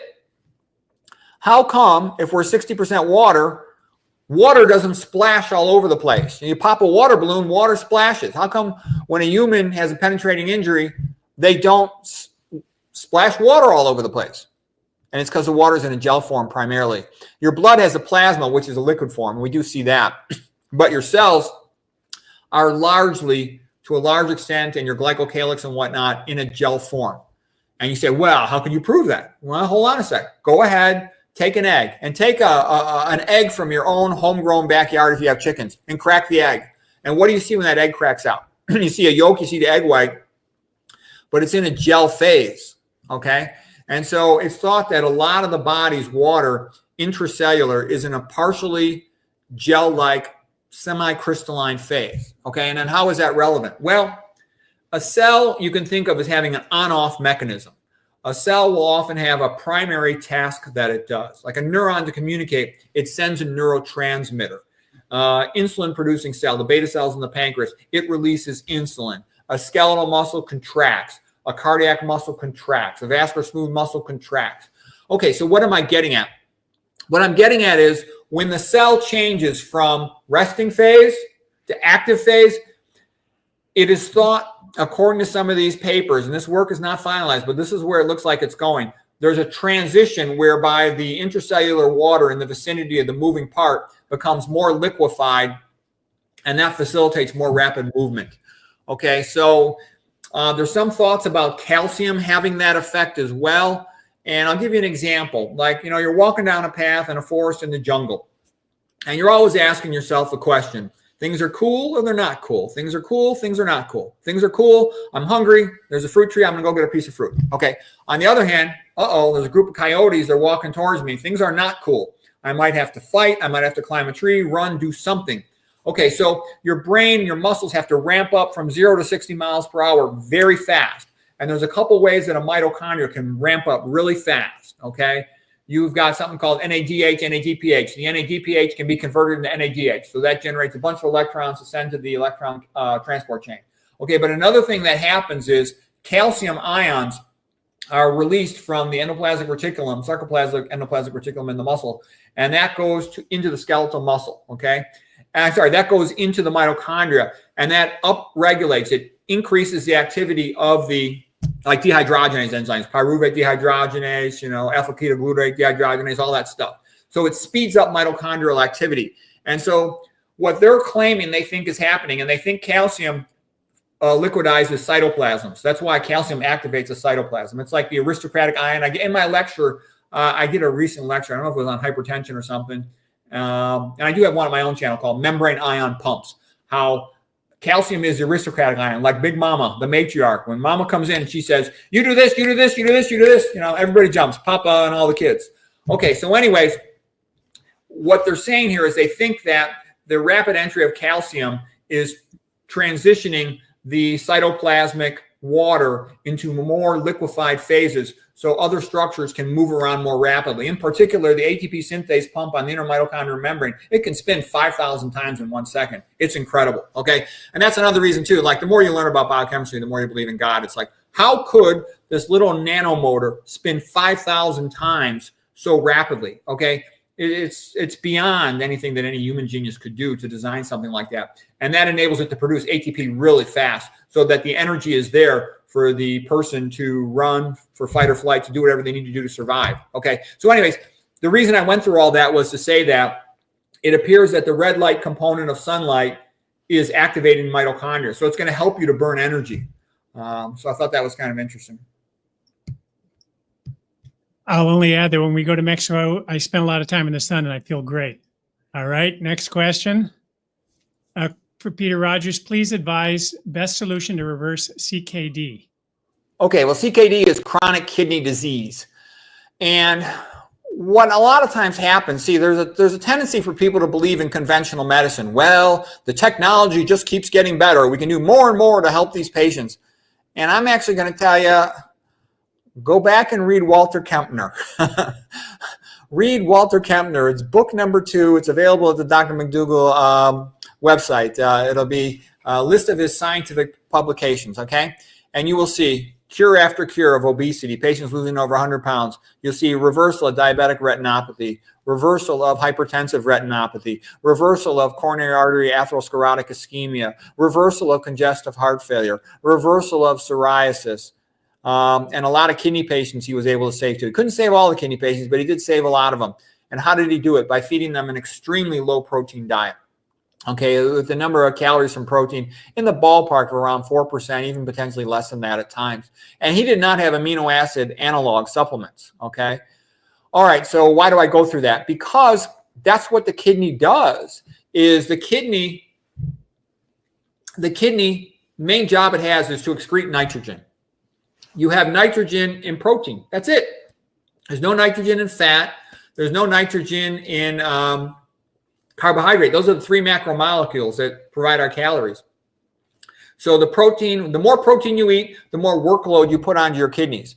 And they go into something called hyperfiltration when you eat a high protein load, which is kind of like taking a person and telling them, instead of working 1 shift a day, you're going to have to work double shifts, maybe triple shifts. So humans, especially Americans, eat way too much protein, okay? And, Dr. McDougall had a good comment on this in one of his lectures about the kidneys. He said, we want to protect the patient from protein poisoning. Okay, so what you can do is you can lower the dietary protein. If you look at the recommended daily allowances, the RDA for protein, they're going to tell you 8 grams of protein per kilogram of body weight per day. All right, but It's 0.8 grams per kilogram per day. Then there's something called a low protein diet. That's 0.6 grams per kilogram per day. And that helps, but it doesn't help quite as much as you want. If you look at once a patient hits kidney failure, let's say their GFR, glomerular filtration rate's below 60. If you put them on a low protein diet, 0.6 grams per kilogram, it'll slow it down a little bit, but not as much as you would want it to. So, but if you can drop them down to a very low protein diet, which is like half as much as a low protein diet, instead of 0.6 grams per kilogram per day, it's 0.3. So that's half that. Let's say you're talking about a 2,000 calorie diet. That would be dropping it real low, almost as low as, like 21 grams of protein for the whole day. That's pretty low. And it's hard to achieve that. Okay. Fruits are pretty low, but you got to watch out as their kidney function gets worse, they might not be able to handle the potassium. Fruits are very high in potassium. Okay. Dr. McDougall would say he often liked to feed really severe kidney failure patients, feed them grains because they're not so high in potassium. And you can throw sugar on there too, because the sugar has no nitrogen, no phosphorus, no sodium. Okay. So that's another way you can feed those patients. But the bottom line is the more you can reduce their dietary protein, the less work the kidney has to do.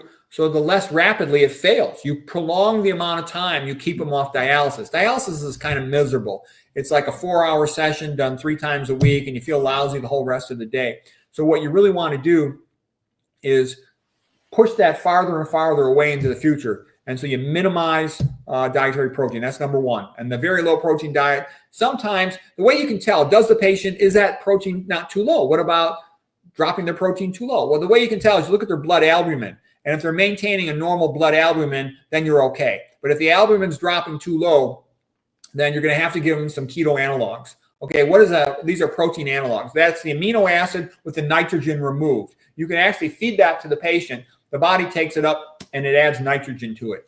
So that's how you can maintain protein in the body, maintain their blood albumin. Because albumin in the blood, it's the most common blood protein, and it maintains colloid-oncotic pressure in the blood, the osmolality of the blood, to make sure you don't third space, leak fluid out of the blood vessels into the extravascular space. So you have to maintain your albumin, and that's how you do it. So that's what I'm basically saying there. The other reason why you want to eat a plant-based diet, no animal foods, is because animal foods are very acidic. The second most important job of the kidney after excreting nitrogen in the form of urea is to excrete acid. It maintains the pH of the blood, and that's related to the pH of everything else. So you have to maintain your blood pH. And it does that by excreting protons. It's sort of like the main thing it does. It co-excretes those with calcium. That's why you don't want to eat an acidic diet either, because that pushes you towards osteoporosis. That's why animal foods push you towards osteoporosis, because they have a lot of methionine in their amino acid composition. It's partially degraded into sulfuric acid. And then the pH buffering system, part of it is the kidney co-excreting hydrogen protons with calcium taken from the bone, also taken from the muscle. All right, but anyways, what you want to do is, again, give your kidney a vacation. Let it work only half a shift per day, and it's going to last a lot longer. So the way you do that is minimize dietary protein, number one. Number two, you minimize the acid load. And what causes acid? We just talked about the meat. The other thing that causes an acid load on the kidney is sodium chloride, because the chloride are anions, negatively charged ions. Cations are positively charged ions. When you eat an excessive amount of salt, sodium chloride, the excessive amount of chlorine anions will displace some of the bicarbonate anions, which are a pH buffer in the blood. And when you displace out that basic pH buffer, your blood, you get a low-grade metabolic acidosis. And then again, the kidney has to compensate for that. You put a higher workload on the kidney. So those are two things you can do to protect the kidney. Then the third thing you can do to protect the kidney is minimize comorbidities, which means like minimize hypertension, because hypertension is very atherogenic. It damages arteries and causes clots to form in them, and then atherosclerosis, stenosis, decrease in blood supply to the kidneys. So how do you avoid hypertension? We talked about that earlier. Minimize dietary fat, minimize dietary sodium. And then all you got to do is open up Kempner's book, and Kempner will say, my diet is the lowest designed diet in protein. My diet is the lowest designed diet in sodium. My diet is the lowest designed diet in fat. Kempner was a genius, okay? He figured out these things back in the 1930s and 40s, all right? I can tell you, my internal medicine friends, one of them, he said to me, he said, it's a freaking disgrace that Kempner was getting better results treating all these patients back in the 1940s, 50s, and 60s than we're getting now, 60 years later. And that's because, Kempner had worked with Otto Warburg, the greatest biochemist perhaps of the 1900s, one of them certainly, Nobel Prize winner and whatnot, 1931 for the Warburg effect and mitochondria. And Kepner was also a nephrologist as well as an internal medicine doc. And he's like, gee, this is how I protect the kidney. And he also looked at all these Asians. He says, they're skinny. They don't have hypertension. They don't have diabetes, all these rice eaters. Let me try this with my patients. And he just fed them Uncle Ben's white rice with fruits, some fruit juice. If he needed to maintain their weight, he'd let them have some sugar just because again, he wanted that with no nitrogen, no phosphate, no sodium in it. So those are things you can do to really protect a patient's kidney function. And in so doing, that same diet, it also prevents type 2 diabetes, which is primarily caused by fat. There's a few other things that contribute to insulin resistance and diabetes, like excessive dietary sodium, excessive uric acid, like from high fructose corn syrup, SERCA inhibitors, mitochondria inhibitors. Those contribute to insulin resistance and diabetes as well. But the main thing is high intakes of dietary fat. So anyways, doing all those things protects the kidneys. And you get adequate dietary fiber because you don't want leaky gut, because leaky gut's prothrombotic. Things that are prothrombotic are going to raise blood pressure because they're going to increase blood viscosity. So those are things you can do to minimize CKD and slow down its progression. Terrific. Next question is, how well does the body deal with suboptimal air quality, and how does it compare to the SAD in terms of damage to the body? Obviously, neither are good, but what, in your opinion, causes most damage? Yeah, air pollution will have particulate components to it. They call it, particulate air pollution. And that can be pretty toxic. That can increase your risk of autoimmune disease. That can do some damage to your lungs. So what can you do? If you live near a factory or something that's putting out a lot of fumes, you should move. You don't want to live on a busy street. Consider getting an air filter for indoor air quality in your house. If you have to walk by something smelly, hold your breath. Like, take a deep breath, like you got to walk by a diesel truck or something, and then breathe again once you get to better air. Because it's always kind of annoying. A lot of these diesel trucks and ambulances, they'll leave their engine running when they sit out in front of hospitals. Everywhere I've ever been, that they do that. But anyways, like you see a bus go by, hold your breath. So anyways, do the best you can to avoid it is what I would say, because it can potentially be significant. So you want to avoid exposure to it. And like things in your house, better to have a hardwood floor than to have a carpet. Watch out for carpet cleaning. They put all kinds of crap on there when they carpet clean, including formaldehyde, which is toxic. Is surgery the only cure for hyperparathyroidism? Hyperparathyroidism is a little bit of a tough one. It can be, you can have primary hyperparathyroidism due to hyperparathyroid adenoma. You can have hyperplasia of all four glands. Tumors are super rare. Multiple endocrine neoplasias are super rare. One thing I would say is if you're going to end up going for surgery, make sure you know where it is as much as possible before they go in there. Because it used to be the old theory was, we'll just go in there and we'll find it, which I think is nonsense, because then they have to cut into the neck and search around. They're not always easy to find, these parathyroid glands. They can be very small. They're typically located posterior to the thyroid, on the upper and lower parts of the thyroid, but they're variable. They can be away from the thyroid. You can get a nuclear medicine test to determine if there's a focal hypersecreting parathyroid adenoma. I would do that. I'd probably do that first. You can then get an ultrasound, see if you could see it. And you can also do a CT scan, like a triple phase CT scan, pre-contrast, venous phase, arterial phase. Look for a washout of the parathyroid adenoma in comparison to a thyroid nodule, for example, because you want to know. That way, surgically, they can go in and just do whatever they have to do. They don't have to slice up both sides of the neck and go high and low, searching around for it, Because I can tell you, I remember one time back when I was in fellowship, and endocrine surgeons, they come up to me and they go, "Oh, can you help us look at this CT scan?" So I'm looking at the CT scan. There's air all over the place, this big post-surgical mess. And they're like, "Do you see any parathyroid adenomas?" And I'm like, "Well, hey, genius, it would have been good if you, got the scan before you operated and distorted all the tissue planes, okay, made a big mess." So I would want to do that. You can get hyperparathyroidism as a secondary thing, from kidney failure. You can see if it's mild kidney failure, what can you do to handle that? Is there any potential problems, with your vitamin D status? Try to get that figured out. Yeah, that's about what I could tell you on that. Okay, another vitamin D question here from Georgianne. Dr. Rogers, everyone keeps saying my vitamin D levels will be taken care of with 20 minutes of sun, etc. It's just not true. In Australian winter sun, I go as low as 11. And the best I've ever done in a sunny, hot Australian summer is a level of 50. I don't know if it's because I'm 64 or what, but it doesn't happen. Why would all this sun not show in my vitamin D levels? And should I take this situation? Should I take the supplement, treating myself like an oldie confined to a nursing home? Thank you. Well, I can tell you, Dr. McDougall, he worked out in Hawaii and California, pretty warm places, and he felt you don't need to do these. I would just spend a little more time out in the sun. I mean, I would just try to, because you get a lot of good things from the sunshine. I'd recommend seeing those videos by Roger Seaholt again over at MedCram. You get release of these nitric oxide precursors from your subcutaneous space. You get all this improvement in function of your mitochondria. Besides getting your vitamin D, we all know psychologically it's very pleasant. There's few things more pleasant in life than walking in the sunshine on the beach, okay? So I would try to get all those effects. Once you take any type of supplement, I'm always scared of supplements. They don't regulate those things very much. Who knows where the thing was made? What's the quality control? Are there contaminants in it? How do they glue it all together? They paint it with some, food dye, maybe a mitochondrial inhibitor. I try to do, God made the sun. I trust God a lot more than I trust a supplement manufacturer. So if you absolutely can't turn the corner on it, so I'll just leave it at that. But I would recommend you watch the McDougall lecture on that. He said he'd only give vitamin D pills to people who were like institutionalized and couldn't go outside.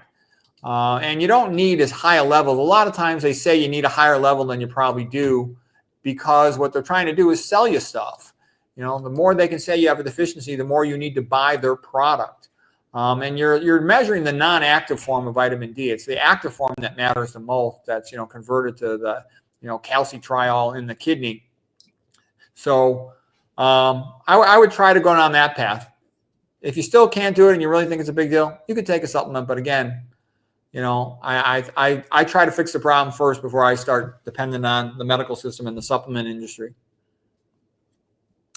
Next question. I want to ask about Tom Cohen. Who's that? Which I think is both kind of crazy and still has some good arguments regarding the non-existence of viruses and the heart not being a pump. I'd like to hear what you take on this in a longer video if you ever want. It says one thing he claims that arteriosclerosis is not the cause of heart attacks. He argues studies of autopsies of people dying from heart attacks show many don't have any plaque at all.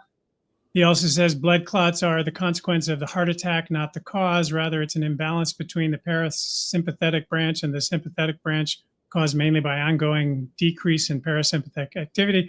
Also claims the heart's preferred fuel is fat. Okay, I don't know who this guy is. What do we know? Yeah, Tom Cohen wrote some books, and I actually read his book. And first of all, number one, I think he's just trying to exaggerate and be sensationalistic. And the reason I say that is tries to say, oh, the heart's not really a pump. Oh, BS. Somebody goes into asystole, they drop, okay? You can have a little bit of spontaneous flow in a blood vessel due to electromagnetic properties, okay? Gerald Pollack has pictures where he shows you can get a little bit of liquid flow through a tube just because of the electrical properties of the water, okay? But that cannot generate adequate blood flow to pump blood to your brain. You're gonna pass out and die real fast. I've seen a lot of code blues. I've seen patient go with systole. They go into the crapper really fast, okay? The heart is the key pump. And also, Gerald Pollack is showing a slow stream of flow in relationship to electromagnetic properties of a tube. That's not what arterial blood is like. Arterial blood is boom, boom, boom. It's popping out at you in coordination with the heartbeat, okay? It's obviously pulsatile arterial blood. I've done thousands of procedures in arteries. I was an imaging guided surgeon placing arterial stents in the iliacs, in the aorta, in the femoral arteries, all this stuff. So I've done 450 cerebral arteriograms. I've been up in the brain. It's pulsing big time, okay? It is not just tubular electromagnetic flow. So that's not the case. As far as other things, though, let me see. Oh, then he tried to say you can get a heart attack from vasospasm, like Prinzmetal's angina. There's something called Takotsubo's, like emotional congestive heart failure. Yeah, but all that stuff is really rare. There's such a thing as microvascular angina. that's another thing too. You can have atherosclerotic disease and ischemic injury from problems with the intramyocardial branches of the heart. That's coronary syndrome X, microvascular angina, and then have clean coronary arteries at cardiac cath. They also call it something like a NOVA, angina with not obstructed coronary arteries. So I also think that this leaky gut amyloid clotting is a big part of that. So, but atherosclerosis is the money. And what's another reason I say that? That guy, William C. Roberts, he did studies, he did autopsies on many, many thousands of patients. He'll write papers with 2,000 autopsies, 500 autopsies. And his conclusion was atherosclerosis is a systemic disease. It's always diffuse. And his patients who died from cardiac problems, they had tons of atherosclerosis. All right. Next question. What will be Dr. Rogers' entrees today on his 1 meal a day diet? Okay, I eat a 100% vegan diet, primarily starch, probably about 60% of my calories. I eat about 35% of my calories from fruits, and then about 5% from veggies. I'm pretty happy with that. I exercise a lot. I know Dr. McDougall would say, if you don't know what to do and you're sick and you want to get better fast, eat 90% of your calories from starch, 5% from fruits, 5% from veggies. And I do think probably if you went down that path, your triglycerides would go down a little bit. So normal triglycerides are less than 150. In a perfect world, you'd like them below 100. And mine have kind of bounced around from anywhere from 60 to 134. So maybe my triglycerides would be a little lower if I ate less fruit.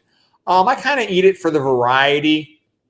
And like I said, too, I exercise a lot and my fitness is real good. I can run up and down the stairs like a walk in the park. So that has worked well for me. You got to find a variety that you're satisfied with, that's sustainable for decades. So, good starches. I like the low-fat starches. White rice is only 1% of calories from fat. Sweet potatoes, 1% of calories from fat. Beans, lentils, 3% of calories from fat. Black beans, 4% of calories from fat. Garbanzos are about 13% of calories from fat. Another reason I don't like soybeans, I think they're like about 37% of calories from fat, something like that. I don't eat that much beans, just a small amount, about a half a cup a day, because I don't want my protein to be high. I eat them a little bit though I know they got the fiber, it produces a second meal effect, prolonged satisfaction of hunger. So that's about it. And that works pretty well for me. And the way I know it is I test myself. If, for example, I'm running up and down these stairs, if I felt that my energy wasn't where it's supposed to be, I start getting this pain and locking up in my quadriceps. I go, gee, why am I a little tired today? Sometimes it's because I didn't get as much sleep as I should the night before. But if I didn't have a good reason for it, I'd say, did I eat something wrong? Could something be wrong with what I ate? I'm not going to eat that anymore. And I've quit a bunch of foods. If I don't feel right, I just stop eating that food. And so I push myself, and I push myself intellectually. I got to be able to mentally sharp and do a ton of work when I'm at work. But even on my day off, I'm usually, making a video, writing a book chapter, something like that. And so I know if I'm working well. And the benefit of all that is a lot of what you worry about are so-called slow poisons, okay? And so if you're noticing that your performance is dropping off, you have to be challenging your performance to know if you're going to catch it dropping off. If you're just doing something easy, you're not going to notice a decrement in performance unless you've challenged yourself. So anyways, that's what I do. Okie doke. Dr. Rogers, you said you thought the last trial of McDougall and Swank's MS diet had no results due to how it was carried out. Have you noticed other facts about fat in the diet from other sources that have made Swank's patients' reported results more important than the trial? Any guess about the mechanism that might have halted their MS progression? Well, they don't want credibility for Swank, okay? If people started using a dietary approach to multiple sclerosis, they would lose many, many millions of dollars. So there's very strong pressure to discredit Swank. And that's what usually happens with most medical discoveries is the person gets discredited by industry because it's bad for business, okay? And so I think Swank was on the right track. I think there's good reason to believe what Swank said was true. He didn't have a big secondary gain from it. It's important to always look at secondary gain. His theory was that, one, leaky gut from the intestinal tract. Number two, the blood sludge hypoxia, especially related to the saturated fat, in his opinion, was injuring the veins in the brain. And then, Dr. McDougall, talked about the molecular mimicry, autoantibody cross-reactivity, damaging the myelin, demyelinating lesions characteristic of multiple sclerosis. They tend to occur in a perivenous location adjacent to the lateral ventricles, often perpendicular to the lateral ventricles. That's the classic appearance of Dawson's fingers, perpendicular to the lateral ventricles, the fluid in the brain, cerebrospinal fluid. Okay, so that's his theory. He wasn't that hard of a crackdown on the PUFAs, polyunsaturated fatty acids, omega-6, but I think omega-6s are quite bad. Tetsumori Yamashima, the Japanese guy, feels that's the main reason Japanese are becoming more demented. Lipid peroxidation, and something that he called the calpain-cathepsin theory. He works on the Dementia Journal, by the way, MD, PhD from Japanese doctor Tetsumori Yamashima. And that destroys a lot of other things. You get all the more double bonds you have, a PUFA is polyunsaturated fatty acid, meaning multiple double bonds, the more lipid peroxidation you're going to have because you have a vulnerable carbon between the double bonds. It's called the methylene bridge carbon, where the hydrogen gets plucked off, oxygen binds, O connected to an O, that's a peroxide, and that initiates free radical chain reactions that trash cell membranes, can kill cells, destroys DNA, causes all kinds of problems. All right, so anyways, the PUFAs are bad, the sat fat's bad, but I got a couple more things for you that you probably don't know. There's a guy by the name of Exley who does a lot of research on aluminum. That's his nickname, Mr. Aluminum. And he did autopsy studies on MS, and he said they have high amounts of aluminum in their brains, and he thinks that is the main cause of multiple sclerosis. Okay, so that's another possible cause. So what would I do if I had MS? I would minimize exposure to aluminum. It means you got to put reverse osmosis or distillation, filtration in your water. You don't want to use deodorants. They typically have aluminum. The worst would be a spray where you're inhaling it through your olfactory nerve. Okay, you say, well, gee, that's interesting. But then it comes along as another doctor by the name of Ingalls. And he himself had multiple sclerosis. And he's like, what the heck happened? How did I get this disease? And he, I think, was a dentist. And he noticed that he had an amalgam filling on the same side of his brain where he had the MS plaque. And he says, holy crap, could these two be related? The veins around your nose and your mouth, they have bidirectional flow. They don't have valves. So if you're laying on your back and you're leaking mercury through the vein, it could go up into the brain. And he's like, holy crap. He felt that the incidence of MS plaques in patients who had unilateral amalgams, there was increased incidence on that side. And he felt it was an issue of mercury toxicity. And then I can also tell you, there was another guy by the name of Hal Huggins. He would remove amalgams and root canals with mercury in them. And he saw a lot of MS patients dramatically improve. He's got a whole bunch of case reports to that effect. So multiple sclerosis might be like some other neurologic diseases. For example, Parkinson's disease, which is multifactorial. Some mitochondrial inhibitors like MPTP, that will cause Parkinson's disease. There's also good reason to believe that dental amalgams can also cause Parkinson's disease, tremors. So what I'm trying to say is if I had one of these diseases, I would address it on all fronts. I would minimize exposure to aluminum. I would prevent leaky gut. I would, look into having amalgam or root canal removed, even though it's not that easy to find somebody who does that. So I know IOMT is the organization that's sort of famous for doing that stuff. So I certainly look into them and see if they had somebody close to where you lived, and I would consider getting that done. So those are all some of the things to think about. Next question. For a period of 2 weeks, I ate a lot of fruit. For breakfast, 3.3 pounds watermelon, lunch, 8 to 10 bananas, dinner, big salad of sprouted buckwheat, and my triglycerides went up to 255, total cholesterol up to 196. Why is that? Normally on my whole food, plant-based, cooked diet, a little bit of fat I had, TG 70, cholesterol 135. Yeah, we kind of talked about this already, that you can overeat fruits very easily, especially these really sweet fruits like bananas and watermelon. And it's very easy, they're hyper palatable, so to speak, to overeat those things. And that combination of overeating and excessive amounts of sugars, that can drive up your triglycerides. Could Dr. Rogers expand on his belief that the problems with the U.S. healthcare system are because of atheism? He said this in several of his videos. Oh, yeah, I think that's the fundamental problem. What Americans don't understand is you have a choice between ethics. The two big ethical systems in the Western world are Christian ethics versus atheistic Darwinism. What Christian ethics says is mankind is created in the image of God. Therefore, the baby itself has intrinsic value. And as Jesus had said, that which you do to the least of my brethren, you do unto me. So that means you be nice to most people are weak. Most patients, they're weak, they're ignorant, they're pathetic. But you know what? That what you do to the least of my brethren, you do unto me. You are under the eyes of God. You treat them right. You don't abuse them. You don't rip them off. You don't poison them. Okay? You have a moral obligation to do what is right for that person, regardless of the money is involved. Okay? That's an important thing. Whereas the American system, the grade school, high school, college, grad school educational system, medical school, it is based on atheistic Darwinism. It claims, no, humans are primates. They are simply primates that talk. The only difference between us and a monkey is that we talk. There's nothing intrinsically valuable about us. There's no such thing as God. We don't need God to explain anything. Okay, and then you're now down the path of atheistic Darwinism. Now, atheistic Darwinism is desired by a ruler who wants total power. If there is a God respected by society and acknowledged, that creates a third party for appeal. You can say, this is not right. The Bible says this is not right. Jesus said this is not right. You have something to appeal to, a moral standard, a moral foundation. Versus with atheistic Darwinism, there is no moral foundation.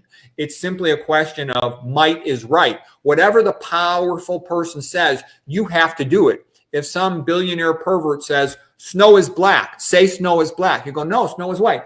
Say it's black. If you don't say it's black, I'm going to beat the crap out of you, take all your money, throw you in jail, or do some other bad thing to you. And everybody's just going to go, okay, snow is black. And, Bertrand Russell had written essays about that. The real question, he says, in psychology is how can you force a person to say snow is black? And what I'm trying to tell you is the grade school systems often force you to say snow is black. And you don't want that, because once you go down the path of atheistic Darwinism, a lot of it's based on hatred too. People don't understand it, but people do terrible, evil things once you go down the path of atheistic Darwinism, because you no longer have any obligation to the patient. All obligation is to money.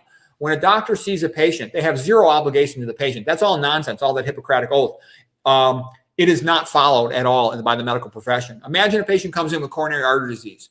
The cure rate for coronary artery disease is 100% with the Caldwell-Esselstyn diet. He said any patient who actually followed his diet, they never ever had another cardiovascular problem. 100% cure rate. All right. What is the cure rate for stents? 0%. What is the cure rate for open heart surgery, CABG with coronary artery disease? 0%. What's the increase in longevity? 0. So what I'm trying to say is, why would you prescribe an extensive procedure with 0% cure rate when you've got a cheap procedure with 100% cure rate? Okay, some patients, sure, a lot of patients don't want it. They refuse it. They're too lazy. They're too stupid. Fine. But what I'm trying to say is it's like that for everything.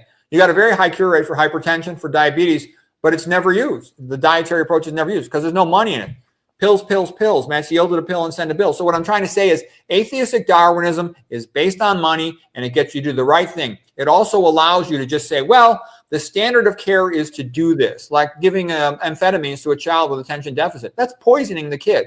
Long-term studies show that causes brain damage and worse cognitive function in this kid. You can turn them into a polypharmacy psychiatric patient, okay? All the psych drugs are bad. They, slow or fast push towards a lobotomy. The antipsychotics, Haldol and all that sort of stuff rapidly pushes towards a lobotomy and Abilify and all that stuff.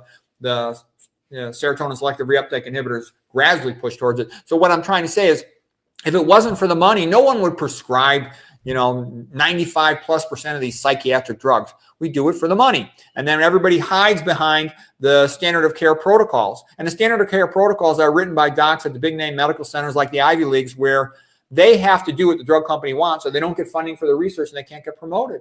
If they say the drug is bad, they can be pushed out of their job, fired, kicked out of the university. So what you run into with atheistic Darwinism is that might is right, and might in the modern world means money. Money is the ability to get other people to do things.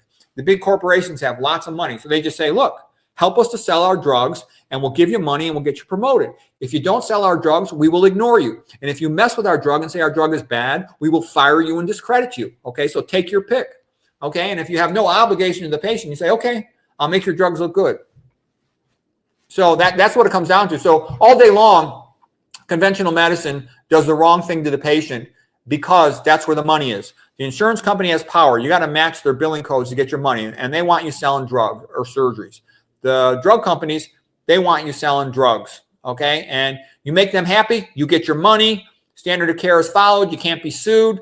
Everybody's better off except the poor patient. Okay, whereas a Christian says, this patient came to me for help. It is my moral obligation as a human being and a Christian that I will help this person and I will do the right thing. You don't have to be a Christian, but you should have Christian ethics where you say, this individual is more valuable than the money and the whole system. I will do right by this person, the Good Samaritan, so to speak. And I think without that, all this technology is a big joke. You build a new CAT scanner. What are you going to do? You're going to screen more patients, trick them into thinking they need cancer chemotherapy. Okay? So that's what it comes down to. And it's just reality. All right, next question. Excuse me. Does exercise induce weight loss, fat loss, or does increased hunger compensate for the loss of fat? If it does cause loss of fat, what kind of exercise is better? HIIT, zone 2, weights, etc. Yeah, well, the problem with exercise is when you exercise, it also increases your hunger. So you don't lose that much weight from exercise. But there are some side benefits. Like you lift weights, that muscle isn't just active for the 1 hour, let's say, that you're lifting weights. It stays active, sort of rebuilding itself for, the next 2-3 days. So that's an ongoing increase in your metabolism to burn more calories. When you walk around, like I routinely walk around, let's say at night while I'm flossing my teeth, and I actually walk around for 15, 20 minutes, pretty routinely. I take my time walking around in circles, flossing my teeth. And so that increases your insulin sensitivity because just like insulin gets the glucose type 4 transporters from the cytoplasm to go up to merge with the plasma membrane to form channels to allow glucose to come into the cell, walking does the same thing to get more glucose into the skeletal muscle cell. That's where you want most of your immediate postprandial means after eating, glucose to go is in your skeletal muscles to be stored as glycogen, for example. So what I'm saying is the exercise does that. It increases insulin sensitivity. Well, when you increase insulin sensitivity, you markedly lower your risk of diabetes. So you lower your risk of obesity. So it has all these extra benefits. So it's very beneficial, even though it's not as big of a change in weight loss as you would hope. Great. Okay. Abbas Munka, my uncle is suffering from mouth cancer, surgery done, radiation and chemo waiting.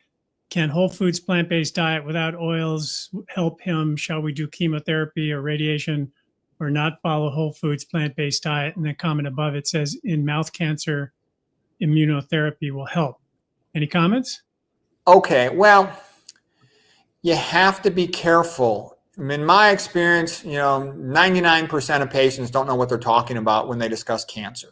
The typical patient gets all emotion and freaked out. Cancer, get it out of my body, okay? And that's really not the way to think about cancer. You have to take your time and do a little bit of learning. It didn't happen overnight. Like Dr. McDougall used to say, the cancer's probably been there at least 10 years before they can detect it. So you don't need to go to the operating room tomorrow. You should learn a little bit about cancer. There's two big theories of cancer, and they make a big difference. The theory on this side is called the somatic mutation theory, the SMT, and that's what's in all the textbooks. Some chemical or virus or congenital mutation has damaged the cell and it's lost control of its growth, and now it's replicating out of control. Okay, that's somatic mutation theory. There's a mutation being the primary event.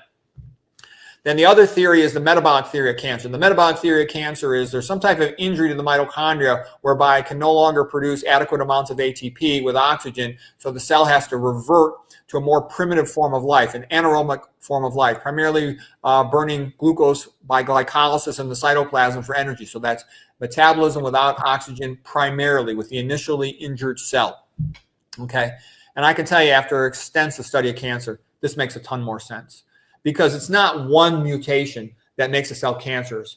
It's hundreds and hundreds of them that it has to change the whole new form of life, a primarily anaerobic glycolytic form of metabolism. And that's why cancer cells take up so much glucose on a PET scan, positron emission tomography scan that they do with 2,fluorodeoxyglucose type of scan. So what I'm saying is, what do you do to help that cell? Well, then if you have a cell that's reverted to cancer, it seems that sometimes these cells can unrevert to cancer. They can stop becoming cancerous. It also seems that the cell that's cancerous is in competition with the surrounding cells. So that's called the tumor microenvironment, the tumor milieu. So then you have to, read all the papers or try to understand or learn or watch the videos on, well, what is tumor milieu?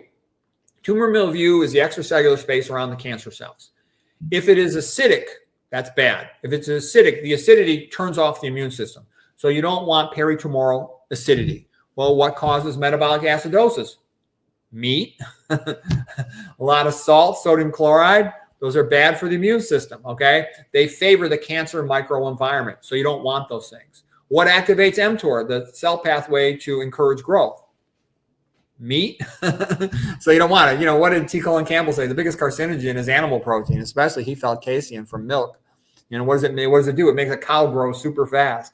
All right, so you'd want to avoid all those things. However, the other thing I'm going to say is a lot of people also, they think, oh, real medicine is these complicated drugs, fancy surgeries, you know, external radiation, beam, CAT scan, MRI, all this fancy technology. And I'm going to say something that might offend some people, but I think it's reality. I think nutritional medicine is much more intellectually sophisticated. They're going, how could you say that? That's BS. Grandma could tell me to eat fruits and vegetables. Well, here's why I say it.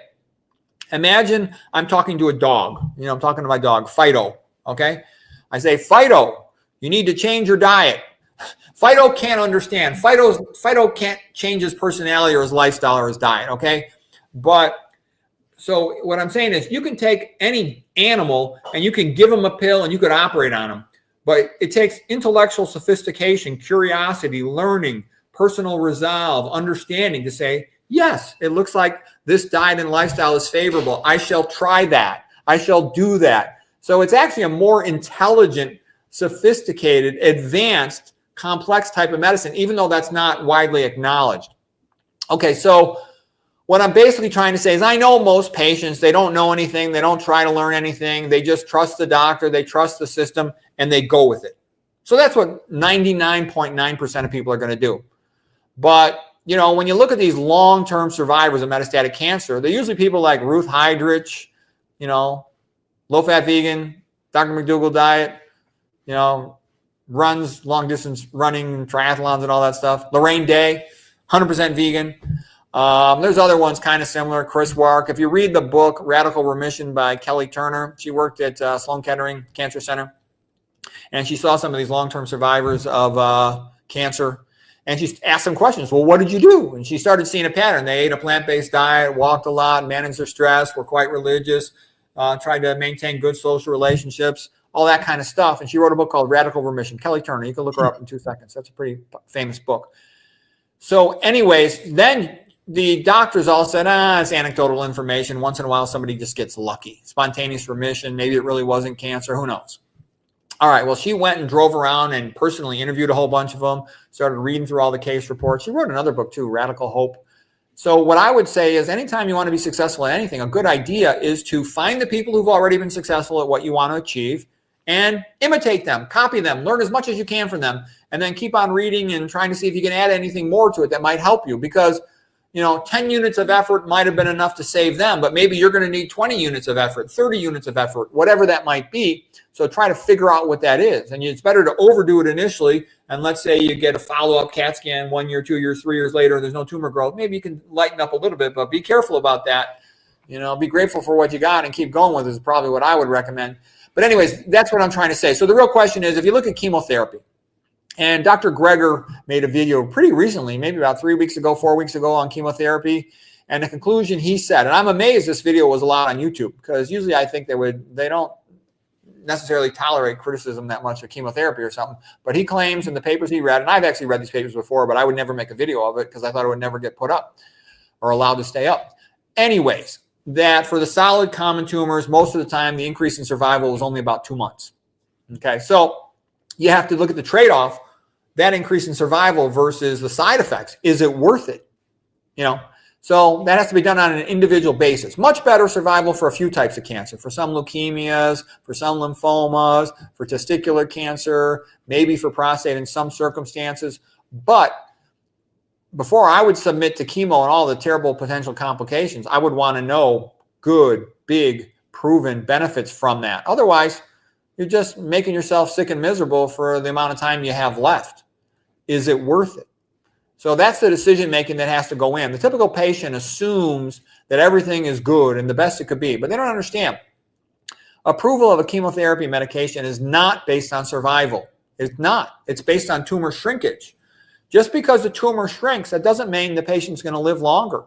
You can shrink, you know, the tumor itself, but you got the sort of like the stem cells of that cancer still alive in the center of that tumor. They're going to come back with a vengeance and just grow rapidly and kill the patient. That's very common with cancer. Ask anybody who's got experience with a lot of cancer patients. I've been around many thousands of them, okay, over 10,000 of them, okay? And I can tell you that's a common pattern.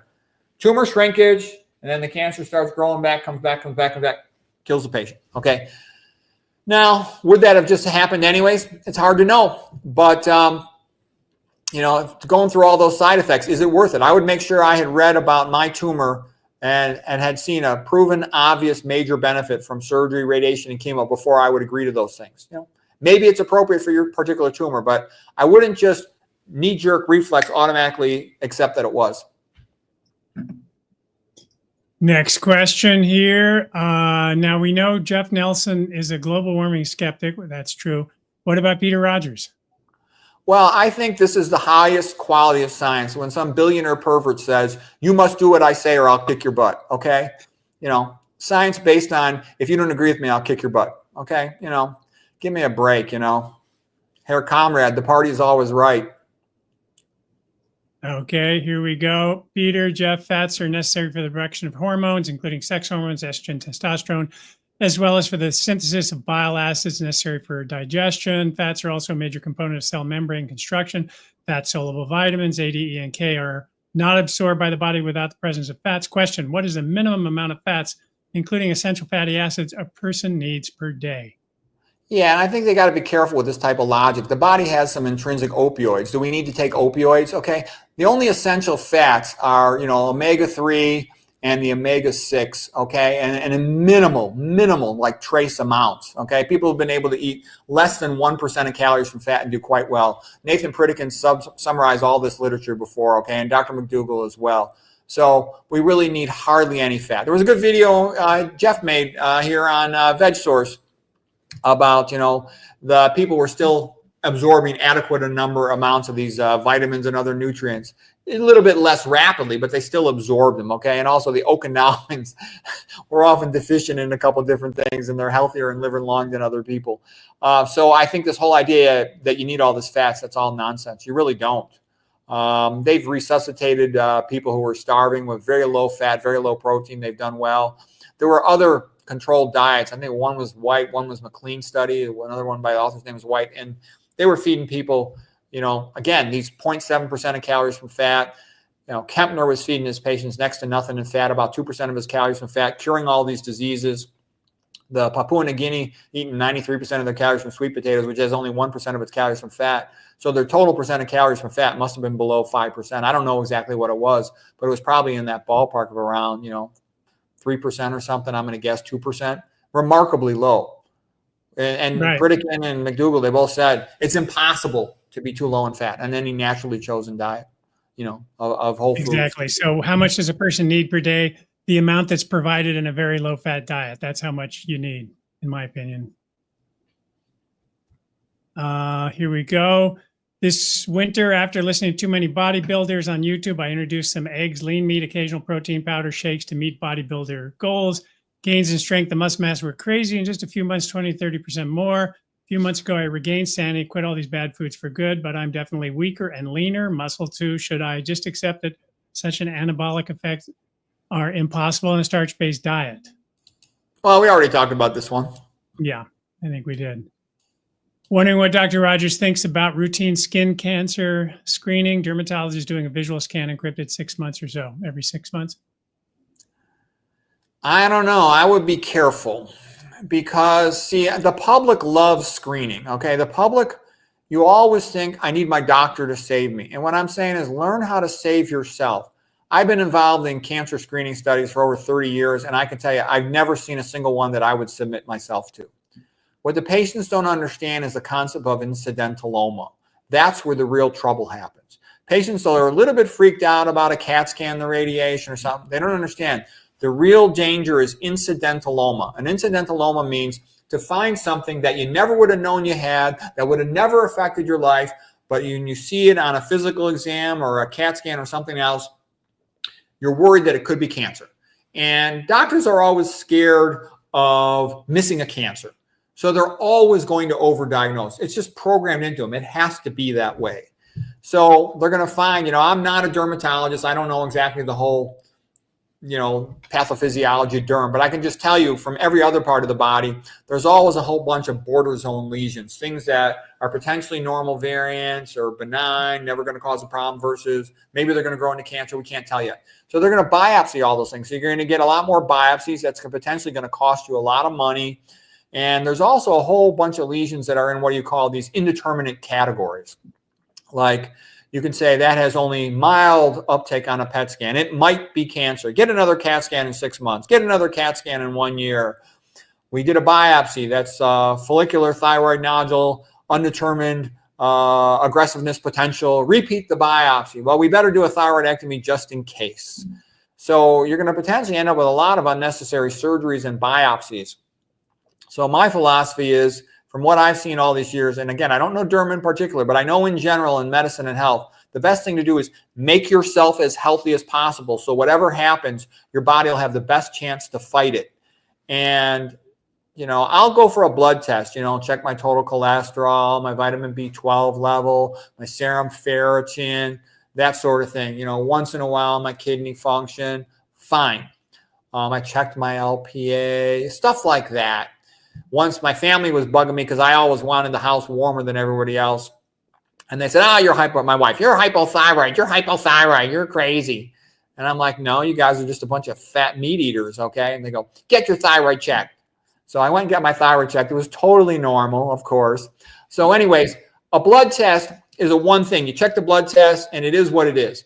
It didn't trap me into a whole bunch of follow-up. There's a joke in radiology. What's the definition of a healthy person? A healthy person is somebody who hasn't had a body CT yet. A body CT is a CAT scan of the chest, abdomen, and pelvis. The reason is, once you do that, there's almost always an incident lung. There's a couple of micronodules from when you had a cold when you were a kid in the lung. Well, it could be cancer. You're stuck in follow-up for 2 years minimum for a solid nodule. If it's a ground glass, sort of a soft, partially solid nodule, you could be stuck in follow-up for 4 years, okay? Oh, there's a nodule on the adrenal gland. Get an MRI of the adrenal. Oh, there's a cyst in the head of the pancreas. It's probably nothing, but it could be a cystic cancer. Get an MRI of the pancreas. Get an MRCP as well, okay? What about that thing on the kidney? We're using a low-dose CAT scan to minimize radiation. Well, that creates noise in the lesion. That could be an early renal cell carcinoma, maybe a clear cell carcinoma. Get a follow-up MRI. Follow it with ultrasound. So all of a sudden, maybe they gave you the free CAT scan first, but you might be stuck with $30,000, $40,000 of bills for all these follow-ups. So I would be a little careful about that. And then anyways, I say to myself too, what would I do if I had cancer? Am I just going to do a Ruth Hydrich anyways, become a low-fat vegan? Well, why don't I just become a low-fat vegan and exercise and skip the screening radiation, skip the fear, skip the worry, skip the uncertainty? Why not do that? I'm looking at an article in another browser here on the New York Times. It's called Skin Cancers Rise Along with Questionable Treatments. I recommend the article. You can do a search on it. And it's about how big financial companies are getting into the dermatology business. They're buying up all these practices, and you have a kind of trapped Medicare age people that they're just carving them up every time they go in to see the dermatologist, and it's incredibly lucrative. So I don't know. I have a dermatologist. I like her a lot. She always wants to check something. And McDougall had turned me on to Aldara. I have a video about Aldara, which is a substance that you can put on, questionable lumps and bumps. And, in the course of a couple of weeks, it burns it off. And then, suddenly you go back to the dermatologist. Oh, that went away. I guess I didn't need to biopsy that one. So I'm a little skeptical on all that stuff. All right. Yeah, excuse me. Let me just add a couple comments. My old joke for screening was that the screeners are like these people standing on the roofs of the buildings at a shopping mall with a walkway in between the two buildings, and they throw a net on these citizens walking by, and they turn them into citizens, okay? And another joke, in radiology, the theme song of radiology is Hotel California. You can check out, but you could never leave. Once you get that, man, you're trapped for all these follow-ups. It's a bit of a racket, so I understand skepticism. Is there a proven benefit to removing a cancerous tumor? Yeah, we kind of were just talking about that, because then now you're getting, again, you have to get philosophical if you want to be able to discuss these medical problems in an intelligent way. And what I mean by that is, how does cancer spread? Okay, cancer has a tendency to spread into lymphatics. it can also spread into the blood and go to a distant site. So what are you accomplishing by taking that tumor out? You can get local tumor control, but again, by the time we can see a cancer, it usually has micrometastasis to faraway spots in the body. And what's going to remove that? It's going to be your immune system. And that's what Lorraine Day had said. What is it that removes cancer cells from your body? It's your immune system. What does chemo do to your immune system? It wipes out your immune system. Well, why would I want to do that? Okay, so then the question is, well, if I'm going to have surgery, what type of surgery would I want to have? Would I want to have just a wide local excision? Do I need a much more extensive surgery? And this is all that stuff on McDougall too with regard to, do you just do a lumpectomy for a breast cancer mass, or do you do a big whole mastectomy, radical mastectomy? And there was no benefit of radical mastectomy over just doing a lumpectomy. And then you have to ask yourself a question in the other sites. Is it worth it to do more surgery, to do any surgery? And you'll have to answer that individually for each specific site. But what I'm just trying to say is the old somatic mutation theory of cancer, that it grows in a centripetal fashion, would sort of support the most aggressive extensive surgery. But this idea that it's already spread with micrometastases distally, you know, makes you wonder how much primary tumor surgery should we even do at all, if any. So leave it at that. All right. Next question was, what was John McDougall's cause of death? All right. Well, that's a whole big one. I've made a video about that before. That's a big topic. Before. Without an autopsy, we're just speculating. Supplements are a big business, but listening to Dr. Furman say he's seen vegan elderly clients get Parkinson's or other things like dementia from not supplementing. I think a clean multivitamin and vegan DHA EPA could be a smart insurance policy. Do you think it is? It will really harm us? If so, what exactly is bad? If they are methylated forms and exclude the harmful things like folic acid and vitamin A, do you think it's wise to get tested to see your nutrient levels? And if they're low, supplement, do you get the DHA tests? Obviously, we got a lot of videos on this. Go ahead. This person, the viewer asking the question, I don't think they realize there's tons of assumptions built into their statement. You're assuming that the supplement actually contains what the supplement maker says. Unless it's got third-party check, there's a good chance it doesn't, okay? You're assuming that there aren't any harmful contaminants in there. You're assuming that it's actually worthwhile to supplement. And if you look at almost any supplement study, unless there's a proven deficiency, the patient supplemented, they usually do worse. And here's the way I would, let's say you have an equation, like a biochemical equation. A plus E plus C equals E for excellent. That's what in the patient's mind's eye they think. Well, if I just take this supplement ABC, I'm going to get more of E for excellent and I'll be super healthy. Versus what actually happens in the body is you quite often take a whole bunch of the supplement, whatever it might be, and it's out of proportion to the other substrates in the chemical reaction. So instead of producing E for excellent, it activates a side pathway that doesn't normally run, should not normally run, and it's harmful to the patient, and they live shorter. They don't do well. So that's a dangerous thing to do. Plus, in order to put something into a pill, they got to grind it up, smash it up, glue it together, and they often coat it with some type of artificial coloration food dye, and that's not usually a good thing. And when you look at all these healthy, long-lived populations, blue zones, and all this other stuff, they're usually a bunch of, backward illiterates who just ate healthy plant foods and exercised a lot and had close family communities, okay? They weren't supplementing. Oops, trying to get back here.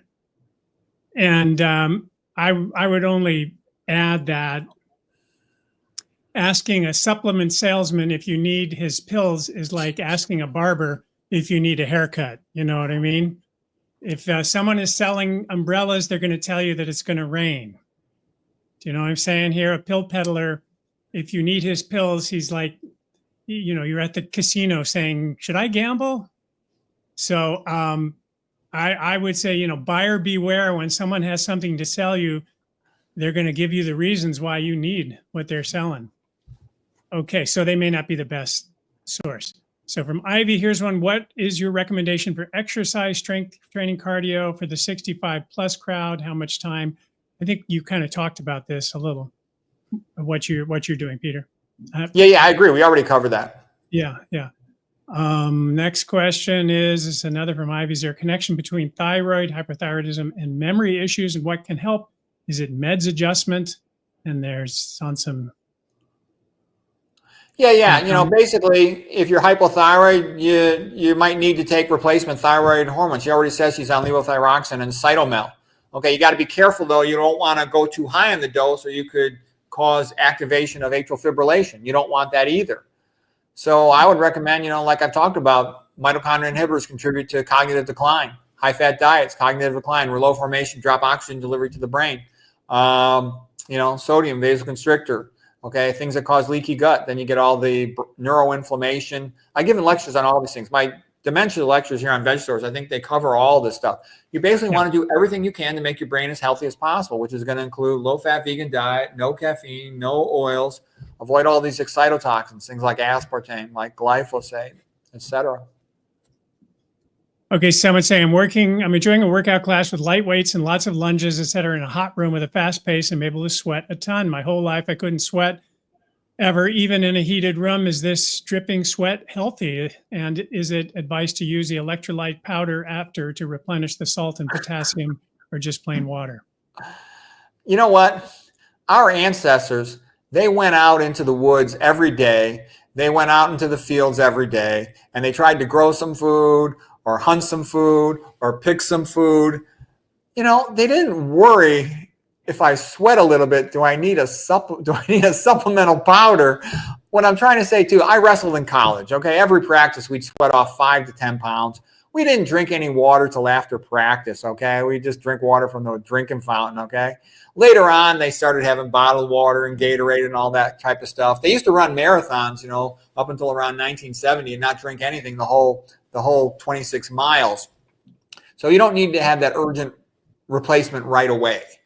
I also think that, you know, if you're going to drink water, make sure you're careful about what type of water you're drinking. I don't like powders. I don't take anything in powder form. I'm always afraid. You know, I went through a whole bunch of different powders through Lead Safe Mama, through Food Forensics, and through Consumer Reports papers. I would say the majority of powder foods I saw were contaminated with heavy metals. Okay, so I don't want a food ever in powder food. Now, the next question, getting back to sweating, is there intrinsic value? I think there is. Your sweat glands are like little kidneys, and they actually have a detoxification benefit. Heavy metals, we sweat them out.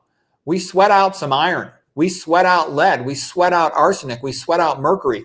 So I actually think it's a really good idea to sweat. You know, the only reason I don't sit around in a sauna is I don't want to heat up my cojones, okay, because I'm concerned that might lower my testosterone. But I like to sweat. I intentionally, you know, I actually wear a jacket every day, even though it can be really hot out here. And people say, why are you wearing a jacket? It's so hot.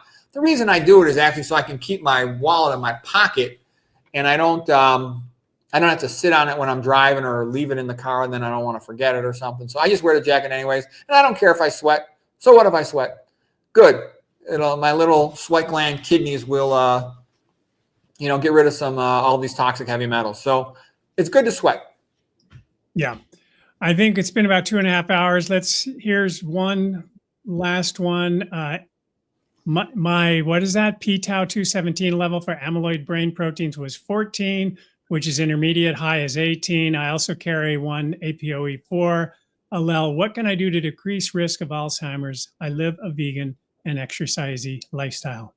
You should watch my lecture on how to prevent dementia. And basically, the best theory of dementia prevention is mine. That's the Peter Rogers, MD, supply and demand theory of neurodegeneration. You should also know the Tetsumori Yamashima theory, which means don't eat cooking oils, omega-6 cooking oils. You should also know the Douglas Calethorrhea Pretorius neuroinflammation theories, which just basically means avoid leaky gut. You should know the Jack Delatorre theory of vascular hypothesis, which is from having hypertension or overtreated hypertension. So you basically, all of those are going to pretty much point you in the direction. Avoid the toxins. And mine, though, will go into much more detail, all about calcium metabolism and everything. But if you watch that, that'll tell you what to do. All right, Peter, I think that's going to wrap it up for today's Q&A. A huge thank you, Dr. Rogers, for sharing your time, your brilliance, your insights with us once again here. And thanks to everybody who submitted questions. This is obviously a community effort. We couldn't do it without you guys. And if we didn't get to your question this time, don't worry. We're going to do these Q&As regularly. There'll be more chances. We'll do one again next month. Go follow Dr. Rogers' YouTube channel. I'm going to put a link down There's a lot of great content coming out of that channel all the time. I watch it all the time, every day. And make sure that you are subscribed here on YouTube to my channel and also my Substack so that you'll know when the next session is coming up. I put out an email and you can get your questions up early to ensure that they're answered. Again, thanks for joining us. Take care of yourselves. We'll see you next time. Peter, thanks a lot. Yeah. What do we have them eat? Whole grains, legumes, lentils, vegetables, and fruit. You've all familiar and heard about this. No oil, fish, fowl, meat, or dairy. No oil. No oil.